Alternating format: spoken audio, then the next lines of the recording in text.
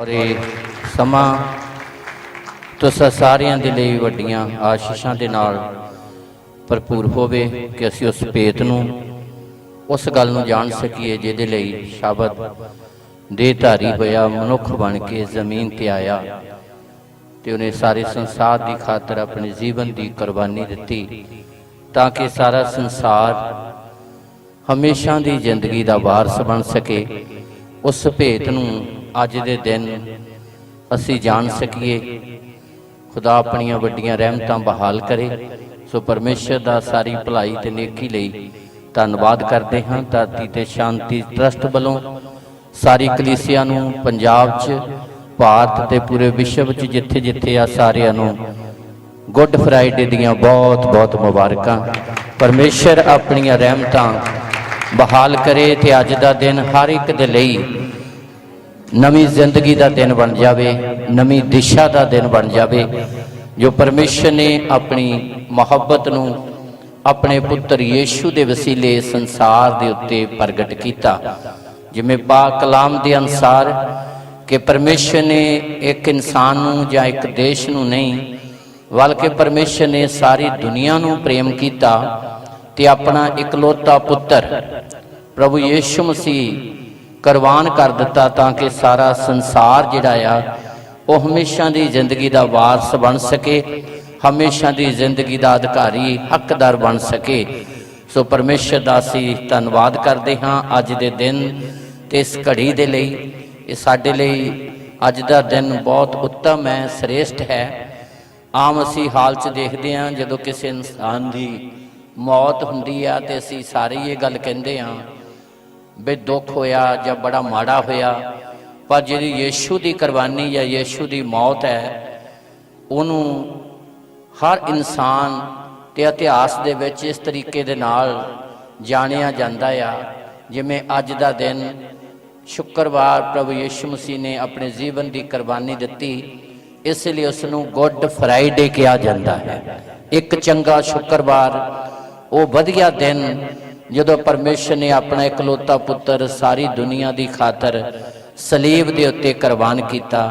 यीशु ने दुख उठाए, मरिया प्रभु यीशु मसीह ते जीवन जिहड़ा वो सानू मिलिया, जीवन नूं पापी ते गुनाहगारां नूं मिलिया, क्योंकि प्रभु यीशु इस संसार ते आए इसलिए फरिश्ते दे द्वारा भी मरियम नूं यह पैगाम दिता गया तू उहदा नां यीशु रखी क्यों जो अपने लोकां नूं उन्हां दे पापां तों बचावेगा। प्रभु यीशु मसीह छडाउण वाला, माफ़ी देण वाला, छुटकारा देण वाला, हमेशा की जिंदगी देण वाला बनिया, क्योंकि परमेश्वर ने उन्होंने इस संसार ते भेजिया ही इसे लई ताकि आदम के द्वारा जिहड़ी मौत सबना दे उत्ते राज करदी सी उस मौत के डंग नूं खत्म करे। इसलिए प्रभु यीशु मसीह संसार के उत्ते आए। सो परमेश्वर का असीं धन्नवाद करते हाँ जो ने अपनी मुहब्बत अपने पुत्र यीशु के वसीले संसार के उत्ते प्रगट की है, क्योंकि नवियां दे द्वारा अगेतरियां कईयां गईयां भविष्यवाणियां नूं प्रभु यीशु मसीह ने इस जमीन ते आके पूरियां कीता। यशाया नबी जिहड़ा प्रभु यीशु मसीह तो लगभग 750 साल पहला आया, प्रभु यीशु मसीह के जन्म के बारे, मौत के बारे, मुरदियां चो जी उठण दे बारे बहुत सारियां भविष्यवाणियां कीतियां जिन्हां नूं प्रभु यीशु मसीह ने अपने जीवन दे विच पूरियां कीता। खास करके यशाया उहदा 53 अध्याय जिहड़ा आ वो बार बार पढ़िया जांदा आ और बार बार उहदे ते ध्यान कीता जांदा आ, जिहड़ा प्रभु यीशु दे जन्म नूं, उहदे दुखां नूं, उहदे कष्टां नूं, उहदे मौत नूं बयान करदा है। यशाया 53 अध्याय ये सारा प्रभु यीशु मसीह दे दुखां दा ही जिक्र किया गया है कि किस तरह प्रभु यीशु मसीह का जन्म होया। जिवें असी शुरुआत दे विच ही पढ़दे हाँ, जो असी परमेश्वर का पवित्र वचन पढ़ते हैं उस सानू मिलता आ ये सारियां गल्लां कि प्रभु यीशु मसीह ने सारी दुनिया की खातर साडे गुनाहां की खातर दुख ते कष्ट उठाए, कोड़े खाधे साडी शांति दे लई ताकि सानू शांति मिले, साडे दुखां दे लई, साडे कष्टां दे लई ਜਿਵੇਂ ਪਾਕ ਕਲਾਮ 'ਚ ਅਸੀਂ ਇੱਥੇ ਪੜ੍ਹਦੇ ਹਾਂ 5 ਐਤ ਦੇ ਵਿੱਚ ਲਿਖਿਆ ਹੈ, ਪੜ੍ਹਾਂਗੇ 5 ਐਤ ਪੜ੍ਹੀਏ। ਯਸ਼ਾਇਆ 53 ਅਧਿਆਏ ਉਹਦੀ 5 ਐਤ। ਪਰ ਉਹ ਸਾਡੇ ਅਪਰਾਧਾਂ ਲਈ ਘਾਇਲ ਕੀਤਾ ਗਿਆ। ਹਾਂ, ਉਹ ਅਤ ਪਵਿੱਤਰ ਸੀ, ਪਰ ਉਹ ਸਾਡੇ ਅਪਰਾਧਾਂ ਦੇ ਲਈ, ਸਾਡੇ ਗੁਨਾਹਾਂ ਦੀ ਖਾਤਰ ਘਾਇਲ ਕੀਤਾ ਗਿਆ, ਜ਼ਖਮੀ ਕੀਤਾ ਗਿਆ। ਜਿੰਨੇ ਵੀ ਦੁੱਖ ਉਠਾਏ ਨੇ 39 ਕੋੜੇ ਪ੍ਰਭੂ ਯਿਸੂ ਮਸੀਹ ਦੇ ਲਗਾਏ ਗਏ। ਕਿਉਂਕਿ ਯਹੂਦੀ ਮਤ ਦੇ ਅਨੁਸਾਰ ਜੇ ਕੋਈ ਇਨਸਾਨ ਦੋਸ਼ੀ ਹੈ ਤੇ ਉਹਨੂੰ 40 ਕੋੜੇ ਮਾਰ ਕੇ ਛੱਡ ਦਿੱਤਾ ਜਾਂਦਾ ਸੀ ਮੂਸਾ ਦੀ ਸ਼ਰ੍ਹਾ ਦੇ ਅਨੁਸਾਰ। ਪਰ ਪ੍ਰਭੂ ਯਿਸੂ ਮਸੀਹ ਦੇ 39 ਕੋੜੇ ਲਗਾਏ ਗਏ, ਇਸ ਲਈ ਕਿ ਉਸ ਦੇ ਕੇਸ ਨੂੰ ਚੱਲਦਾ ਰੱਖਿਆ ਗਿਆ, ਕੇਸ ਨੂੰ ਖਤਮ ਨਹੀਂ ਹੋਣ ਦਿੱਤਾ। ਜੇ 40 ਕੋੜੇ ਮਾਰੇ ਜਾਂਦੇ ਸੀ ਤੇ ਉਸ ਤੋਂ ਬਾਅਦ 'ਚ ਉਸ ਨੂੰ ਛੱਡ ਦਿੱਤਾ ਜਾਂਦਾ ਸੀ। ਪਰ ਪ੍ਰਭੂ ਯਿਸੂ ਮਸੀਹ ਦੇ 39 ਕੋੜੇ ਪਿੱਠ ਦੇ ਉੱਤੇ ਲਗਾਏ ਗਏ। ਔਰ ਪਰਮੇਸ਼ਰ ਦਾ ਵਚਨ ਜਿਹੜਾ ਦਾਊਦ ਜ਼ਬੂਰਾਂ 'ਚ ਬਿਆਨ ਕਰਦਾ ਕਿ ਪ੍ਰਭੂ ਯਿਸੂ ਮਸੀਹ ਦੀ ਪਿੱਠ ਦੇ ਉੱਤੇ ਜਿਹੜੇ 39 ਕੋੜੇ ਮਾਰੇ ਗਏ, ਉਹ ਇਸ ਤਰ੍ਹਾਂ ਨਜ਼ਰ ਆਉਂਦੇ ਸੀ ਜਿਵੇਂ ਇੱਕ ਹਾਲੀ ਨੇ, ਇੱਕ ਕਿਰਸਾਨ ਨੇ ਜ਼ਮੀਨ ਦੇ ਵਿੱਚ ਹਲ ਵਾਹਿਆ ਹੋਵੇ। ਇੱਦਾਂ ਪ੍ਰਭੂ ਯਿਸੂ ਮਸੀਹ ਦੀ ਪਿੱਠ ਦੇ ਉੱਤੇ 39 ਕੋੜੇ ਇੱਦਾਂ ਨਜ਼ਰ ਆਉਂਦੇ ਸਨ। 40 ਕੋੜੇ ਮਾਰਨ ਤੋਂ ਬਾਅਦ ਛੱਡ ਦਿੱਤਾ ਜਾਂਦਾ ਸੀ, ਪਰ ਪ੍ਰਭੂ ਦੇ ਕੇਸ ਨੂੰ ਜਾਰੀ ਰੱਖਿਆ। ਦੋਸ਼ ਕੀ ਲਗਾਇਆ ਗਿਆ ਕਿ ਉਹ ਆਪਣੇ ਆਪ ਨੂੰ ਪਰਮੇਸ਼ਰ ਦਾ ਪੁੱਤਰ ਕਹਿੰਦਾ ਹੈ, ਜਦ ਕਿ ਉਹ ਹੈ ਸੀ। ਪਰ ਇਹ ਦੋਸ਼ ਲਗਾ ਕੇ ਉਸ ਨੂੰ ਸੂਲੀ ਤੇ ਚਾੜਿਆ ਗਿਆ। ਦਾਊਦ 129 ਜ਼ਬੂਰ ਉਹਦੀ 3 ਐਤ ਦੇ ਵਿੱਚ ਬਿਆਨ ਕਰਦਾ, ਭਵਿੱਖਬਾਣੀ ਕਰਦਾ ਹੋਇਆ ਉਹ ਪ੍ਰਭੂ ਯਿਸੂ ਦੇ ਦੁੱਖਾਂ ਦਾ ਜ਼ਿਕਰ ਕਰਦਾ ਆ ਕਿ ਪ੍ਰਭੂ ਯਿਸੂ ਦੀ ਪਿੱਠ ਤੇ ਜਿਹੜੇ 39 ਕੋੜੇ ਲਗਾਏ ਗਏ ਸਨ, ਉਹ ਇਸ ਤਰ੍ਹਾਂ ਨਜ਼ਰ ਆਉਂਦੇ ਸਨ ਕਿ ਜਿਵੇਂ ਇੱਕ ਖੇਤ ਦੇ ਵਿੱਚ ਇੱਕ ਹਾਲੀ ਨੇ, ਇੱਕ ਕਿਰਸਾਨ ਨੇ ਹਲ ਵਾਹਿਆ ਹੋਵੇ ਤੇ ਲੰਬੇ ਲੰਬੇ ਸਿਆੜ ਮਾਰੇ ਹੋਣ। ਵੇ ਇਸ ਤਰ੍ਹਾਂ ਪ੍ਰਭੂ ਯਿਸੂ ਦੀ ਪਿੱਠ ਦੇ ਉੱਤੇ ਜਿਹੜੇ 39 ਕੋੜੇ ਲੱਗੇ ਇਸ ਤਰ੍ਹਾਂ ਨਜ਼ਰ ਆਉਂਦੇ ਸਨ। ਇਸ ਲਈ ਯਸ਼ਾਇਆ ਨਬੀ ਬਿਆਨ ਕਰਦਾ ਆ, ਪੜ੍ਹੀਏ, ਧਿਆਨ ਨਾਲ ਸੁਣੀਏ 5 ਐਤ। ਪਰ ਉਹ ਸਾਡੇ ਅਪਰਾਧਾਂ ਲਈ ਘਾਇਲ ਕੀਤਾ ਗਿਆ। ਹਾਂ, ਪ੍ਰਭੂ ਯਿਸੂ ਮਸੀਹ ਸਾਡੇ ਅਪਰਾਧਾਂ ਦੀ ਖਾਤਰ, ਸਾਡੇ ਗੁਨਾਹਾਂ ਦੀ ਖਾਤਰ ਘਾਇਲ ਕੀਤਾ ਗਿਆ, ਜ਼ਖਮੀ ਕੀਤਾ ਗਿਆ। ਸਾਡੀਆਂ ਬਦੀਆਂ ਦੇ ਕਾਰਨ ਕੁਚਲਿਆ ਗਿਆ। ਸਾਡੀਆਂ ਬਦੀਆਂ ਦੇ ਕਾਰਨ ਕੁਚਲਿਆ ਗਿਆ। ਸਾਡੀ ਸ਼ਾਂਤੀ ਲਈ ਉਸ ਉੱਤੇ ਤਾੜਨਾ ਹੋਈ। ਸਾਡੀ ਸ਼ਾਂਤੀ ਦੇ ਉਸ ਉੱਤੇ ਤਾੜਨਾ ਹੋਈ ਅਤੇ ਉਸ ਦੇ ਮਾਰ ਖਾਣ ਤੋਂ ਅਸੀਂ ਨੋਏ ਕੀਤੇ ਗਏ। ਆ ਜਿਹੜੀ ਸਾਨੂੰ ਚੰਗਾਈ ਮਿਲਦੀ ਆ, ਇਹ ਯਿਸੂ ਮਸੀਹ ਦੇ ਨਾਂ ਦੇ ਵਿੱਚ ਹੈ। ਕਿਉਂਕਿ ਉਹਦੇ ਕੋੜੇ ਖਾਣ ਤੋਂ ਅਸੀਂ ਚੰਗੇ ਕੀਤੇ ਗਏ। ਜਿੰਨੀਆਂ ਵੀ ਬਿਮਾਰੀਆਂ ਇਹ ਗੁਨਾਹਾਂ ਦੇ ਕਾਰਨ, ਜਿੰਨੇ ਵੀ ਸ਼ਰਾਪ ਹੈ ਇਹ ਅਪਰਾਧਾਂ ਦੇ ਕਾਰਨ ਹੈ। ਔਰ ਇਸੇ ਲਈ ਜਿਹੜੀ ਸਜ਼ਾ ਸਾਨੂੰ ਮਿਲਣੀ ਸੀ ਉਹ ਪ੍ਰਭੂ ਯਿਸੂ ਮਸੀਹ ਨੇ ਆਪਣੇ ਉੱਪਰ ਉਠਾਈ। ਇਹ ਯਸ਼ਾਇਆ ਨਬੀ ਸਾਰੇ ਅਧਿਆਏ ਦੇ ਵਿੱਚ ਇਸੇ ਗੱਲ ਨੂੰ ਬਿਆਨ ਕਰਦਾ ਆ। ਅੱਗੇ ਅਸੀਂ ਪੜ੍ਹਦੇ ਹਾਂ, ਇੱਥੇ ਲਿਖਿਆ ਕਿ ਅਸੀਂ ਸਾਰੇ ਭੇਡਾਂ ਵਾਂਗੂ ਭਟਕ ਗਏ ਸੀ, ਅਸੀਂ ਸਾਰਿਆਂ ਨੇ ਆਪਣੇ ਆਪਣੇ ਰਸਤੇ ਚੁਣੇ ਸੀ ਤੇ ਪਰਮੇਸ਼ਰ ਨੇ ਸਾਡੀ ਸਾਰਿਆਂ ਦੀ ਬਦੀ ਜਿਹੜੀ ਸੀ ਉਹਦੇ ਉੱਤੇ ਲੱਦ ਦਿੱਤੀ। ਕੋਇਆ ਹੋਇਆ ਲੇਲਾ, ਜਿਵੇਂ ਪਿਛਲੇ ਐਤਵਾਰ ਅਸੀਂ ਸੁਣਿਆ ਕਿ ਗਧੀ ਦੇ ਬੱਚੇ ਨੂੰ ਛਡਾਉਣ ਦੇ ਲਈ ਕੋਈ ਆਪਣਾ ਲੇਲਾ ਦੇਣ ਨੂੰ ਤਿਆਰ ਨਹੀਂ ਸੀ। ਇਸੇ ਲਈ ਪਰਮੇਸ਼ਰ ਨੇ ਆਪਣੇ ਇਕਲੌਤੇ ਪੁੱਤਰ ਨੂੰ ਲੇਲੇ ਦੇ ਰੂਪ ਦੇ ਵਿੱਚ ਜ਼ਮੀਨ ਦੇ ਉੱਤੇ ਭੇਜਿਆ। ਔਰ ਇਸੇ ਅਧਿਆਏ ਦੇ ਵਿੱਚ ਲੇਲੇ ਦਾ ਜ਼ਿਕਰ ਆਉਂਦਾ ਆ। ਇਸੇ ਅਧਿਆਏ ਦੇ ਵਿੱਚ 10 ਐਤ ਦੇ ਵਿੱਚ ਅਸੀਂ ਫਿਰ ਇਸ ਐਤ ਨੂੰ ਪੜ੍ਹਦੇ ਹਾਂ। 10 ਐਤ ਪੜ੍ਹੀਏ, ਧਿਆਨ ਨਾਲ ਸੁਣੀਏ। ਪਰ ਯਹੋਵਾ ਨੂੰ ਭਾਇਆ ਕਿ ਉਸ ਨੂੰ ਕੁਚਲੇ। ਪਰਮੇਸ਼ਰ ਨੂੰ ਭਾਇਆ ਕਿ ਆਪਣੇ ਪੁੱਤਰ ਨੂੰ ਕੁਚਲੇ, ਹਾਂ, ਅਤੇ ਸੋਗ ਵਿੱਚ ਪਾਵੇ, ਅਤੇ ਦੁੱਖ ਵਿੱਚ ਪਾਵੇ। ਜਦ ਤੂੰ ਉਸ ਦੀ ਜਾਨ ਨੂੰ ਦੋਸ਼ ਦੀ ਬਲੀ ਠਹਿਰਾਵੇਂ। ਇਹ ਹੁਣ ਇਨਸਾਨ ਦੇ ਲਈ, ਇਹ ਇਨਸਾਨ ਦੇ ਲਈ ਅਤੀ ਜ਼ਿਆਦਾ ਜ਼ਰੂਰੀ ਆ ਕਿ ਇਸ ਗੱਲ ਨੂੰ ਸਮਝ ਲਵੇ। ਇਸੇ ਲਈ 10 ਐਤ ਦੇ ਵਿੱਚ ਲਿਖਿਆ, ਜਦੋਂ ਇਨਸਾਨ ਹਰ ਇੱਕ ਮਨੁੱਖ ਇਸ ਗੱਲ ਨੂੰ ਸਮਝ ਲਵੇ ਕਿ ਯੀਸ਼ੂ ਮਸੀਹ ਮੇਰੇ ਦੋਸ਼, ਮੇਰੇ ਅਪਰਾਧ ਦੀ ਖਾਤਰ ਸਲੀਬ ਤੇ ਕੁਰਬਾਨ ਹੋਇਆ। ਮੂਸਾ ਦੀ ਸ਼ਰਅ ਦੇ ਅਨੁਸਾਰ ਵਰੇ ਦੇ ਵਰੇ, ਸਾਲ ਦੇ ਸਾਲ ਆਪਣੀਆਂ ਭੁੱਲਾਂ ਚੁੱਕਾਂ ਦੇ ਲਈ ਕੁਰਬਾਨੀ ਦਿੱਤੀ ਜਾਂਦੀ ਸੀ। ਜਾਜਕ ਕੁਰਬਾਨੀ ਲੈ ਕੇ ਜਾਂਦਾ ਸੀ, ਲਹੂ ਲੈ ਕੇ ਜਾਂਦਾ ਸੀ, ਜਿਸ ਕਾਰਨ ਇੱਕ ਅਪਰਾਧੀ ਨੂੰ ਮਾਫੀ ਮਿਲਦੀ ਸੀ। ਪਰ ਭੇਡਾਂ ਤੇ ਬੱਕਰੀਆਂ ਦਾ ਲਹੂ ਜ਼ਿਆਦਾ ਸਮੇਂ ਦੇ ਲਈ ਇਨਸਾਨ ਨੂੰ ਮਾਫੀ ਨਹੀਂ ਦੇ ਸਕਦਾ ਸੀ। ਇਸੇ ਲਈ ਵਰੇ ਦੇ ਵਰੇ ਫੇਰ ਭੇਡ ਚੜਾਉਣੀ ਪੈਂਦੀ ਸੀ, ਫੇਰ ਕੁਰਬਾਨੀ ਦੇਣੀ ਪੈਂਦੀ ਸੀ। ਤੇ ਪਰਮੇਸ਼ਰ ਨੇ ਆਪਣੇ ਇਕਲੌਤੇ ਪੁੱਤਰ ਨੂੰ ਇੱਕੋ ਹੀ ਵਾਰੀ ਸਲੀਬ ਤੇ ਕੁਰਬਾਨ ਕਰ ਦਿੱਤਾ, ਤਾਂ ਕਿ ਇਨਸਾਨ ਸਦਾ ਸਦਾ ਦੇ ਲਈ ਮਾਫੀ ਪ੍ਰਾਪਤ ਕਰੇ। ਇਸੇ ਲਈ ਹੁਣ 10 ਐਤ ਦੇ ਵਿੱਚ ਇੱਥੇ ਲਿਖਿਆ ਆ, ਜੋ ਅਸੀਂ ਪੜਾਂਗੇ, ਪੜ੍ਹੀਏ, ਧਿਆਨ ਨਾਲ ਸੁਣੀਏ। ਜਦ ਤੂੰ ਉਸ ਦੀ ਜਾਨ ਨੂੰ ਦੋਸ਼ ਦੀ ਬਲੀ ਠਹਿਰਾਵੇਂ। ਹਾਂ, ਜਦੋਂ ਮਨੁੱਖ ਦੇ ਲਈ ਕਿ ਜੇ ਤੂੰ ਇਹ ਗੱਲ ਮੰਨ ਲਵੇਂ ਕਿ ਯੀਸ਼ੂ ਮਸੀਹ ਮੇਰੇ ਦੋਸ਼ ਦੇ ਕਾਰਨ, ਮੇਰੇ ਗੁਨਾਹ ਦੇ ਕਾਰਨ ਉਹ ਬਲੀਦਾਨ ਹੋਇਆ, ਹਾਂ, ਤਾਂ ਉਹ ਆਪਣੀ ਅੰਸ਼ ਨੂੰ ਵੇਖੇਗਾ। ਹਾਂ, ਪਰਮੇਸ਼ਰ ਦੀ ਫਿਰ ਐਡੀ ਵੱਡੀ ਪ੍ਰਤਿਗਿਆ ਆ ਕਿ ਜਿਹੜਾ ਇਨਸਾਨ ਇਸ ਗੱਲ ਨੂੰ ਮੰਨ ਲਵੇਗਾ ਉਹਨੂੰ ਤਾਂ ਮਾਫੀ ਮਿਲੇਗੀ, ਮਿਲੇਗੀ, ਨਾਲ ਉਹਦੇ ਜ਼ਰੀਏ ਉਹਦੀ ਅੰਸ਼ ਤੇ ਵੀ ਕਿਰਪਾ ਹੋਵੇਗੀ। ਇਸੇ ਲਈ ਕਿ ਜੇ ਤੂੰ ਵਿਸ਼ਵਾਸ ਕਰੇ, ਤੂੰ ਤੇ ਤੇਰਾ ਘਰਾਣਾ ਬਚਾਇਆ। ਇਹ ਯਸ਼ਾਇਆ ਨਬੀ ਅਗੇਤਰੀ ਹੀ ਭਵਿੱਖਬਾਣੀ ਕਰਦਾ ਹੈ ਕਿ ਜਿਹੜੀ ਜਾਨ, ਜਿਹੜਾ ਮਨੁੱਖ ਇਸ ਗੱਲ ਨੂੰ ਮੰਨ ਲਵੇਗਾ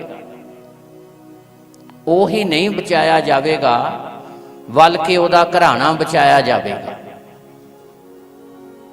ਉਹਦੇ ਪਰਿਵਾਰ ਦੇ ਉੱਤੇ ਪਰਮੇਸ਼ਰ ਦਾ ਫਜ਼ਲ ਹੋਵੇਗਾ। ਇਸ ਲਈ ਜਦੋਂ ਅਸੀਂ ਵਿਸ਼ਵਾਸ ਕਰਦੇ ਹਾਂ ਤੇ ਵਿਸ਼ਵਾਸ ਦੀ ਬਦੌਲਤ ਪਰਮੇਸ਼ਰ ਸਾਡੇ ਘਰਾਣੇ ਦੇ ਉੱਤੇ ਵੀ ਕਿਰਪਾ ਕਰਦਾ ਹੈ। ਇਹ ਅਗੇਤਰੀ ਯਸ਼ਾਇਆ ਨਬੀ ਦੇ ਦੁਆਰਾ ਸਾਰੀ ਮਾਨਵ ਜਾਤੀ ਦੇ ਲਈ ਭਵਿੱਖਬਾਣੀ ਕੀਤੀ ਗਈ ਕਿ ਸਾਰੀ ਮਾਨਵ ਜਾਤੀ ਪਰਮੇਸ਼ਰ ਆਪਣੇ ਪੁੱਤਰ ਯੀਸ਼ੂ ਦੇ ਦੁਆਰਾ ਮਾਫੀ ਨੂੰ ਪ੍ਰਾਪਤ ਕਰੇਗੀ। ਇਸ ਲਈ ਜਦੋਂ ਇੱਕ ਇਨਸਾਨ ਵਿਸ਼ਵਾਸ ਕਰਦਾ ਤੇ ਯਸ਼ਾਇਆ ਦੀ ਭਵਿੱਖਬਾਣੀ ਦੇ ਅਨੁਸਾਰ ਜੇਕਰ ਉਹ ਵਿਸ਼ਵਾਸ ਕਰੇ ਤੇ ਉਹ ਇਨਸਾਨ ਆਪਣੀ ਅੰਸ਼ ਨੂੰ ਵੇਖੇਗਾ, ਭਾਵ ਅੰਸ਼ ਦੇ ਉੱਤੇ ਵੀ ਪਰਮੇਸ਼ਰ ਆਪਣੀ ਕਿਰਪਾ ਬਹਾਲ ਕਰੇਗਾ। ਇਸ ਲਈ ਪ੍ਰਭੂ ਯੀਸ਼ੂ ਮਸੀਹ ਇਸ ਸੰਸਾਰ ਦੇ ਉੱਤੇ ਆਏ, ਮੌਤ ਉੱਤੇ ਫਤਿਹ ਪਾਈ, ਮਰੇ ਔਰ ਤੀਸਰੇ ਦਿਨ ਜੀ ਉੱਠੇ। ਉਹ ਮੌਤ ਜਿਹੜੀ ਆਦਮ ਤੋਂ ਚੱਲੀ ਆਉਂਦੀ ਸੀ, ਜਿਸ ਮੌਤ ਨੇ ਸਭਨਾਂ ਦੇ ਉੱਤੇ ਰਾਜ ਕੀਤਾ, ਇੱਕ ਆਦਮ ਦੇ ਦੁਆਰਾ, ਪਹਿਲੇ ਆਦਮ ਦੇ ਦੁਆਰਾ ਮੌਤ ਆਈ ਤੇ ਦੂਸਰਾ ਆਦਮ ਪ੍ਰਭੂ ਯੀਸ਼ੂ ਮਸੀਹ ਇਸ ਸੰਸਾਰ ਦੇ ਉੱਤੇ ਜੀਵਨ ਲੈ ਕੇ ਆਇਆ, ਮਾਫੀ ਲੈ ਕੇ ਆਇਆ, ਧਾਰਮਿਕਤਾ ਲੈ ਕੇ ਆਇਆ। ਇਹ ਅਸੀਂ ਰੋਮੀਆਂ ਦੀ ਪੱਤਰੀ 5 ਅਧਿਆਇ 'ਚ ਪੜ੍ਹਦੇ ਹਾਂ, ਫ੍ਰੀ ਟਾਈਮ 'ਚ ਘਰ ਜਾ ਕੇ ਪੜ੍ਹਿਓ। ਉੱਥੇ ਲਿਖਿਆ ਆ, ਆਦਮ ਤੋਂ ਮੌਤ ਤੇ ਮਸੀਹ ਤੋਂ ਜੀਵਨ। ਦੋ ਮਨੁੱਖ ਅੱਜ ਜਿੰਨੇ ਵੀ ਅਸੀਂ ਪੈਦਾ ਹੋਏ ਹਾਂ, ਮਾਂ ਬਾਪ ਦੀ ਇੱਛਾ ਦੇ ਨਾਲ ਪੈਦਾ ਹੋਏ ਹਾਂ। ਪਰ ਜਿਹੜਾ ਪਹਿਲਾ ਆਦਮ ਪਰਮੇਸ਼ਰ ਨੇ ਮਿੱਟੀ ਦਾ ਬੁੱਤ ਬਣਾ ਕੇ ਆਪਣਾ ਆਤਮਾ ਪਾਇਆ ਤੇ ਆਦਮੀ ਜਿਉਂਦੀ ਜਾਨ ਹੋ ਗਿਆ। ਹਾਲੇਲੂਇਆ। ਪਹਿਲੇ ਆਦਮ ਦੀ ਇੱਦਾਂ ਰਚਨਾ ਹੋਈ। ਅੱਜ ਜਿੰਨੇ ਵੀ ਪੈਦਾ ਹੋ ਰਹੇ ਨੇ, ਮਾਂ ਬਾਪ ਦੀ ਇੱਛਾ ਦੇ ਨਾਲ ਪੈਦਾ ਹੁੰਦੇ ਨੇ। ਔਰ ਦੂਸਰਾ ਆਦਮ ਪ੍ਰਭੂ ਯਿਸੂ ਮਸੀਹ ਪਵਿੱਤਰ ਆਤਮਾ ਦੇ ਦੁਆਰਾ ਪੈਦਾ ਹੋਇਆ। ਹਾਲੇਲੂਇਆ। ਇਸੇ ਲਈ ਦੋਨੇ ਹੀ ਮਨੁੱਖ, ਦੋਨੇ ਹੀ ਆਦਮ ਵੱਖਰੇ ਤਰੀਕੇ ਦੇ ਨਾਲ ਖੁਦਾ ਨੇ ਬਣਾਏ। ਪਹਿਲੇ ਆਦਮ ਨੂੰ ਮਿੱਟੀ ਦਾ ਬੁੱਤ ਬਣਾ ਕੇ ਆਪਣਾ ਆਤਮਾ ਪਾਇਆ ਤੇ ਆਦਮੀ ਜਿਉਂਦੀ ਜਾਨ ਹੋ ਗਿਆ। ਹਾਲੇਲੂਇਆ। ਉਤਪਤ 2:7 ਵਿੱਚ ਲਿਖਿਆ, ਯਹੋਵਾ ਪਰਮੇਸ਼ਰ ਨੇ ਆਦਮੀ ਨੂੰ ਜ਼ਮੀਨ ਦੀ ਮਿੱਟੀ ਤੋਂ ਰਚਿਆ ਤੇ ਉਹਦੀਆਂ ਨਾਸਾਂ ਵਿੱਚ ਜੀਵਨ ਦਾ ਸਾਹ ਫੂਕਿਆ। ਦੂਸਰਾ ਆਦਮ ਪ੍ਰਭੂ ਯਿਸੂ ਮਸੀਹ ਇਨਸਾਨ ਦੀ ਇੱਛਾ ਤੋਂ ਬਿਨਾਂ ਪਵਿੱਤਰ ਆਤਮਾ ਦੇ ਵਸੀਲੇ ਪੈਦਾ ਹੋਇਆ। ਹਾਲੇਲੂਇਆ। ਇਸੇ ਲਈ ਕਿਉਂਕਿ ਆਦਮ ਦੇ ਦੁਆਰਾ ਆਏ ਹੋਏ ਅਪਰਾਧ ਨੂੰ ਖਤਮ ਕਰਨ ਦੇ ਲਈ ਜ਼ਰੂਰੀ ਸੀ ਵੀ ਪਵਿੱਤਰ ਲਹੂ ਬਹਾਇਆ ਜਾਵੇ। ਇਸੇ ਲਈ ਯੀਸ਼ੂ ਦਾ ਜਨਮ ਪਵਿੱਤਰ ਆਤਮਾ ਦੇ ਵਸੀਲੇ ਹੋਇਆ, ਮਨੁੱਖ ਦੀ ਸਰੀਰਕ ਮਨੁੱਖ ਦੀ ਇੱਛਾ ਤੋਂ ਬਿਨਾਂ। ਇਸੇ ਲਈ ਪਹਿਲੇ ਆਦਮ ਦੇ ਦੁਆਰਾ ਜਦੋਂ ਵਚਨ ਤੋੜਿਆ ਮੌਤ ਆਈ ਤੇ ਦੂਸਰੇ ਆਦਮ ਦੇ ਦੁਆਰਾ ਜੀਵਨ ਆਇਆ। ਪਹਿਲਾ ਆਦਮ ਪੁਰਾਣੇ ਨੇਮ ਨੂੰ ਦਰਸਾਉਂਦਾ, ਦੂਸਰਾ ਆਦਮ ਪ੍ਰਭੂ ਯਿਸੂ ਮਸੀਹ ਨਵੇਂ ਨੇਮ ਨੂੰ, ਮਾਫੀ ਨੂੰ ਦਰਸਾਉਂਦਾ ਆ, ਕਿਰਪਾ ਨੂੰ ਦਰਸਾਉਂਦਾ ਆ, ਆਸ਼ੀਸ਼ ਨੂੰ ਦਰਸਾਉਂਦਾ ਹੈ। ਇਸ ਲਈ ਪ੍ਰਭੂ ਯਿਸੂ ਮਸੀਹ ਇਸ ਸੰਸਾਰ ਦੇ ਉੱਤੇ ਇਸੇ ਲਈ ਆਏ ਤਾਂ ਕਿ ਸਾਰਾ ਸੰਸਾਰ ਬਚਾਇਆ ਜਾਵੇ ਤੇ ਹਮੇਸ਼ਾ ਦੀ ਜ਼ਿੰਦਗੀ ਨੂੰ ਪ੍ਰਾਪਤ ਕਰੇ। ਹੁਣ ਅਸੀਂ ਜਿੰਨੇ ਮਸੀਹੀ ਹਾਂ ਹਰ ਸਾਲ ਗੁੱਡ ਫਰਾਈਡੇ ਮਨਾਉਂਦੇ ਹਾਂ। ਹਰ ਸਾਲ ਗੁੱਡ ਫਰਾਈਡੇ ਆਉਂਦਾ ਆ ਸਾਲ ਦੇ ਸਾਲ, ਈਸਟਰ ਆਉਂਦਾ ਆ ਸਾਲ ਦੇ ਸਾਲ। ਪਰ ਸਾਡੇ ਲਈ ਅਤੀ ਜ਼ਿਆਦਾ ਜ਼ਰੂਰੀ ਆ ਕਿ ਗੁੱਡ ਫਰਾਈਡੇ ਦੀ ਅਸੀਂ ਮਹੱਤਤਾ ਨੂੰ ਜਾਣੀਏ, ਯੀਸ਼ੂ ਦੇ ਕੁਰਬਾਨੀ ਦੇ ਭੇਤ ਨੂੰ ਅਸੀਂ ਜਾਣੀਏ। ਸਾਡੇ ਲਈ ਅਤੀ ਜ਼ਿਆਦਾ ਜ਼ਰੂਰੀ ਆ ਕਿ ਪ੍ਰਭੂ ਯਿਸੂ ਮਸੀਹ ਦੀ ਕੁਰਬਾਨੀ ਨੂੰ ਅਸੀਂ ਜਾਣੀਏ। ਜੇਕਰ ਅਸੀਂ ਇਸ ਗੱਲ ਨੂੰ ਜਾਣ ਲਵਾਂਗੇ ਤੇ ਸਾਡਾ ਜੀਵਨ ਵੀ ਸਫਲ ਹੋਵੇਗਾ ਤੇ ਅਸੀਂ ਬਹੁਤਿਆਂ ਲਈ ਬਰਕਤ ਦਾ ਕਾਰਨ ਵੀ ਬਣਾਂਗੇ। ਪਰ ਵੇਖਣ ਵਿੱਚ ਇਹ ਆਉਂਦਾ ਆ ਕਿ ਜਦੋਂ ਮਸੀਹੀ ਜ਼ਿੰਦਗੀ 'ਚ ਸਾਨੂੰ ਕੋਈ ਦੁੱਖ ਆਉਂਦਾ, ਕਸ਼ਟ ਆਉਂਦਾ, ਚੱਲਦੇ ਚੱਲਦੇ ਸਥਿਤੀਆਂ ਹਾਲਾਤਾਂ ਦਾ ਸਾਹਮਣਾ ਕਰਨਾ ਪੈਂਦਾ ਤੇ ਅਸੀਂ ਉਸ ਵੇਲੇ ਡਰ ਜਾਂਦੇ ਹਾਂ, ਘਬਰਾ ਜਾਂਦੇ ਹਾਂ, ਪਿੱਛੇ ਮੁੜ ਜਾਂਦੇ ਹਾਂ, ਪਰਮੇਸ਼ਰ ਦੇ ਵਚਨ ਨੂੰ ਛੱਡ ਦਿੰਦੇ ਹਾਂ। ਜਦ ਕਿ ਪ੍ਰਭੂ ਯਿਸੂ ਮਸੀਹ ਦੀ ਕੁਰਬਾਨੀ ਸਾਨੂੰ ਇੱਥੇ ਲਿਆ ਕੇ ਖੜਾ ਕਰਦੀ ਹੈ ਕਿ ਹਰ ਸਥਿਤੀ ਦੇ ਵਿੱਚ ਅਸੀਂ ਆਪਣੀ ਜ਼ਿੰਦਗੀ ਦੇ ਦੁਆਰਾ ਪਰਮੇਸ਼ਰ ਦੇ ਵਚਨ ਨੂੰ ਪੂਰਾ ਕਰੀਏ। ਹਰ ਸਥਿਤੀ 'ਚ, ਹਰ ਹਾਲਾਤ ਦੇ ਵਿੱਚ ਅਸੀਂ ਖੁਦਾ ਦੇ ਵਚਨ ਨੂੰ ਪੂਰਾ ਕਰੀਏ। ਸਥਿਤੀ ਹਾਲਾਤ ਸਾਡੀ ਜ਼ਿੰਦਗੀ 'ਚ ਕਿਸ ਤਰ੍ਹਾਂ ਦੇ ਵੀ ਹੋਣ, ਇਹ ਗੱਲ ਪ੍ਰਭੂ ਯਿਸੂ ਮਸੀਹ ਦਾ ਜੀਵਨ, ਪ੍ਰਭੂ ਯਿਸੂ ਮਸੀਹ ਦੀ ਕੁਰਬਾਨੀ ਸਾਨੂੰ ਸਿਖਾਉਂਦੀ ਹੈ। ਅਸੀਂ ਸਾਰੇ ਜਾਣਦੇ ਹਾਂ ਆਖਰੀ ਸਮੇਂ ਪ੍ਰਭੂ ਯਿਸੂ ਮਸੀਹ ਨੂੰ ਜਦੋਂ ਦੋਸ਼ ਲਗਾਏ ਫੜ ਲਿਆ ਗਿਆ ਤੇ ਕਲਾਮ 'ਚ ਅਸੀਂ ਪੜ੍ਹਦੇ ਹਾਂ, ਸਾਰੇ ਹੀ ਚੇਲੇ ਛੱਡ ਕੇ ਭੱਜ ਗਏ। ਸਾਰੇ ਹੀ ਚੇਲੇ ਛੱਡ ਕੇ ਗਸਤਮਨੀ ਬਾਗ ਦੇ ਵਿੱਚ ਪ੍ਰਭੂ ਯਿਸੂ ਮਸੀਹ ਜਦੋਂ ਪ੍ਰਾਰਥਨਾ ਕਰਦੇ ਸੀ, ਲਿਖਿਆ ਉਹਨਾਂ ਦਾ ਪਸੀਨਾ ਖੂਨ ਦੀਆਂ ਬੂੰਦਾਂ ਬਣ ਕੇ ਡਿੱਗ ਰਿਹਾ ਸੀ ਤੇ ਜਦੋਂ ਆਪਣੀਆਂ ਅੱਖਾਂ ਆਕਾਸ਼ ਵੱਲ ਚੁੱਕੀਆਂ ਤਾਂ ਇੱਕ ਪਰਮੇਸ਼ਰ ਦਾ ਸਵਰਗ ਦੂਤ ਉਹਨਾਂ ਨੂੰ ਸਹਾਰਾ ਦੇ ਰਿਹਾ ਸੀ। ਚੇਲੇ ਸਾਰੇ ਛੱਡ ਕੇ ਚਲੇ ਗਏ, ਪਰ ਪਿਤਾ ਨੇ, ਜਿਸ ਨੇ ਆਪਣੇ ਪੁੱਤਰ ਯਿਸੂ ਨੂੰ ਇਸ ਸੰਸਾਰ ਤੇ ਭੇਜਿਆ, ਪਿਤਾ ਨੇ ਨਹੀਂ ਛੱਡਿਆ। ਪਿਤਾ ਦਾ ਅਨੁਗ੍ਰਹਿ ਬਣਿਆ ਰਿਹਾ, ਕਿਰਪਾ ਬਣੀ ਰਹੀ। ਮਸੀਹੀ ਜ਼ਿੰਦਗੀ 'ਚ ਇਹ ਗੁੱਡ ਫਰਾਈਡੇ ਦੇ ਸਮੇਂ 'ਚ ਕੁਝ ਖਾਸ ਗੱਲਾਂ ਸਾਡੇ ਲਈ ਜਾਣਨੀਆਂ ਤੇ ਸਿੱਖਣੀਆਂ ਬਹੁਤ ਜ਼ਿਆਦਾ ਜ਼ਰੂਰੀ ਹੈ। ਤਿਉਹਾਰ ਆਉਂਦੇ ਨੇ, ਜਾਂਦੇ ਨੇ, ਪਰ ਮਸੀਹੀ ਉਹੀ ਆ ਜਿਹੜਾ ਇਹਨਾਂ ਸਮਿਆਂ ਦੇ ਵਿੱਚ ਪਰਮੇਸ਼ਰ ਦੇ ਵਚਨ ਨੂੰ ਸਿੱਖਦਾ ਆ, ਉਹੀ ਤਰੱਕੀ ਕਰਦਾ ਆ, ਉਹੀ ਉੱਨਤੀ ਕਰਦਾ, ਉਹੀ ਪਰਮੇਸ਼ਰ ਦੀਆਂ ਯੋਜਨਾ ਨੂੰ ਪਾ ਸਕਦਾ ਆ। ਇਸ ਲਈ ਦੁੱਖ ਆਏ, ਚੇਲੇ ਛੱਡ ਕੇ ਚਲੇ ਗਏ, ਪਰ ਅਸੀਂ ਕਲਾਮ ਦੇ ਵਿੱਚ ਇਸ ਗੱਲ ਨੂੰ ਪੜ੍ਹਦੇ ਹਾਂ, ਪ੍ਰਭੂ ਯਿਸੂ ਮਸੀਹ ਨੇ ਸੂਲੀ ਉਠਾਈ। ਪ੍ਰਭੂ ਯਿਸੂ ਮਸੀਹ ਮਰੇ, ਤੇ ਤੀਸਰੇ ਦਿਨ ਜੀ ਉੱਠੇ। ਜਦੋਂ ਪਵਿੱਤਰ ਆਤਮਾ ਉਤਰਿਆ, ਉਹੀ ਚੇਲੇ ਜਿਹੜੇ ਛੱਡ ਕੇ ਭੱਜ ਗਏ ਸੀ, ਪਵਿੱਤਰ ਆਤਮਾ ਨੇ ਫਿਰ ਉਹਨਾਂ ਦੇ ਦਿਲ ਦਿਮਾਗ ਖੋਲ ਦਿੱਤੇ। ਫਿਰ ਉਹਨਾਂ ਨੂੰ ਯੋਜਨਾ ਦਾ ਪਤਾ ਲੱਗਾ ਕਿ ਖੁਦਾ ਨੇ ਆਪਣੇ ਪੁੱਤਰ ਯੀਸ਼ੂ ਦੇ ਦੁਆਰਾ ਸਾਨੂੰ ਕਿਉਂ ਬੁਲਾਇਆ। ਇਸ ਲਈ ਚੰਦ ਗੱਲਾਂ ਨੂੰ ਸਾਡੇ ਲਈ ਅੱਜ ਦੇ ਦਿਨ ਦੇ ਵਿੱਚ ਸਿੱਖਣਾ ਬਹੁਤ ਜ਼ਿਆਦਾ ਜ਼ਰੂਰੀ ਹੈ। ਉਹ ਚੰਦ ਗੱਲਾਂ, ਚੰਦ ਵਚਨ ਜਿਹੜੇ ਪ੍ਰਭੂ ਯੀਸ਼ੂ ਮਸੀਹ ਨੇ ਸਲੀਬ ਦੇ ਉੱਤੇ ਦੁੱਖ ਦੇ ਸਮੇਂ ਮੌਤ ਦੇ ਮੂੰਹ ਦੇ ਵੇਖਦੀ ਗੁਜ਼ਰਦੇ ਹੋਏ ਪ੍ਰਭੂ ਯੀਸ਼ੂ ਮਸੀਹ ਨੇ ਸਲੀਬ ਦੇ ਉੱਤੇ ਕਹੇ, ਭਾਵੇਂ ਦੁੱਖ 'ਚ ਹੈ, ਭਾਵੇਂ ਮੌਤ ਦੇ ਮੂੰਹ 'ਚ ਹੈ, ਪਰ ਪ੍ਰਭੂ ਯੀਸ਼ੂ ਮਸੀਹ ਉਦੋਂ ਵੀ ਉਹ ਵਚਨ ਨੂੰ ਪੂਰਿਆਂ ਕਰ ਰਿਹਾ ਸੀ। ਸਾਡੀ ਹਾਲਤ ਮੈਂ ਬਹੁਤ ਵਾਰ ਦੱਸ ਚੁੱਕਾ, ਸਵਾਰਥ ਵਾਲੀ ਨਾ ਹੋਵੇ ਕਿ ਕੁਛ ਮਿਲਦਾ ਆ ਤੇ ਗੁਰੂ ਦੀ ਬੱਲੇ ਬੱਲੇ, ਤੇ ਜੇ ਕੋਈ ਦੁੱਖ ਆ ਗਿਆ ਤੇ ਉਦੋਂ ਗੁਰੂ ਦਾ ਨਾਂ ਵੀ ਜ਼ੁਬਾਨ ਚੋਂ ਨਾ ਨਿਕਲੇ। ਇਹੋ ਜਿਹਾ ਇਨਸਾਨ ਕੋਈ ਪਰਮੇਸ਼ਰ ਤੋਂ ਕਿਰਪਾ ਨਹੀਂ ਲੈ ਸਕਦਾ। ਜਿਹੜਾ ਸਵਾਰਥੀ ਮਨੁੱਖ ਹੈ ਉਹ ਕੱਚੇ ਰਸਤੇ ਦੀ ਤਰ੍ਹਾਂ ਆ, ਤੇ ਅਸੀਂ ਜਾਣਦੇ ਹਾਂ ਕੱਚਾ ਰਸਤਾ ਪਤਾ ਨਹੀਂ ਕਦੋਂ ਬੰਦ ਹੋ ਜਾਣਾ। ਉਹ ਨਕਲੀ ਫੁੱਲਾਂ ਦੀ ਤਰ੍ਹਾਂ ਆ, ਦੇਖਣ ਨੂੰ ਤਾਂ ਲੱਗਦੇ ਨੇ ਪਰ ਉਹਨਾਂ 'ਚ ਖੁਸ਼ਬੂ ਨਹੀਂ। ਇਸ ਲਈ ਅਸੀਂ ਪ੍ਰੇਮੀ ਬਣੀਏ, ਅਸੀਂ ਹਰ ਸਥਿਤੀ ਦੇ ਵਿੱਚ ਪਰਮੇਸ਼ਰ ਦੇ ਵਚਨ ਨੂੰ ਪੂਰੀਆਂ ਕਰਨ ਵਾਲੇ ਬਣੀਏ। ਗੁਰੂ ਦੀ ਕੁਰਬਾਨੀ, ਅੱਜ ਦਾ ਦਿਨ ਗੁੱਡ ਫਰਾਈਡੇ ਸਾਨੂੰ ਇੱਥੇ ਲਿਆ ਕੇ ਖੜੇ ਕਰਦਾ ਆ ਕਿ ਅਸੀਂ ਵੀ, ਜੇ ਸਾਡੇ ਪ੍ਰਭੂ ਯੀਸ਼ੂ ਨੇ, ਗੁਰੂ ਨੇ ਦੁੱਖ ਉਠਾਏ ਆ, ਤੇ ਅਸੀਂ ਵੀ ਉਹਨਾਂ ਦੇ ਦੁੱਖਾਂ ਵਿੱਚ ਸਾਂਝੀ ਹੋਈਏ। ਜੇ ਅਸੀਂ ਦੁੱਖਾਂ 'ਚ ਸਾਂਝੀ ਹੋਵਾਂਗੇ ਤੇ ਫਿਰ ਅਸੀਂ ਬਰਕਤਾਂ ਦੇ ਵੀ ਸਾਂਝੀ ਬਣ ਸਕਦੇ ਹਾਂ, ਕਿਰਪਾ ਦੇ ਵੀ ਸਾਂਝੀ ਬਣ ਸਕਦੇ ਹਾਂ, ਅਧਿਕਾਰੀ ਬਣ ਸਕਦੇ ਹਾਂ।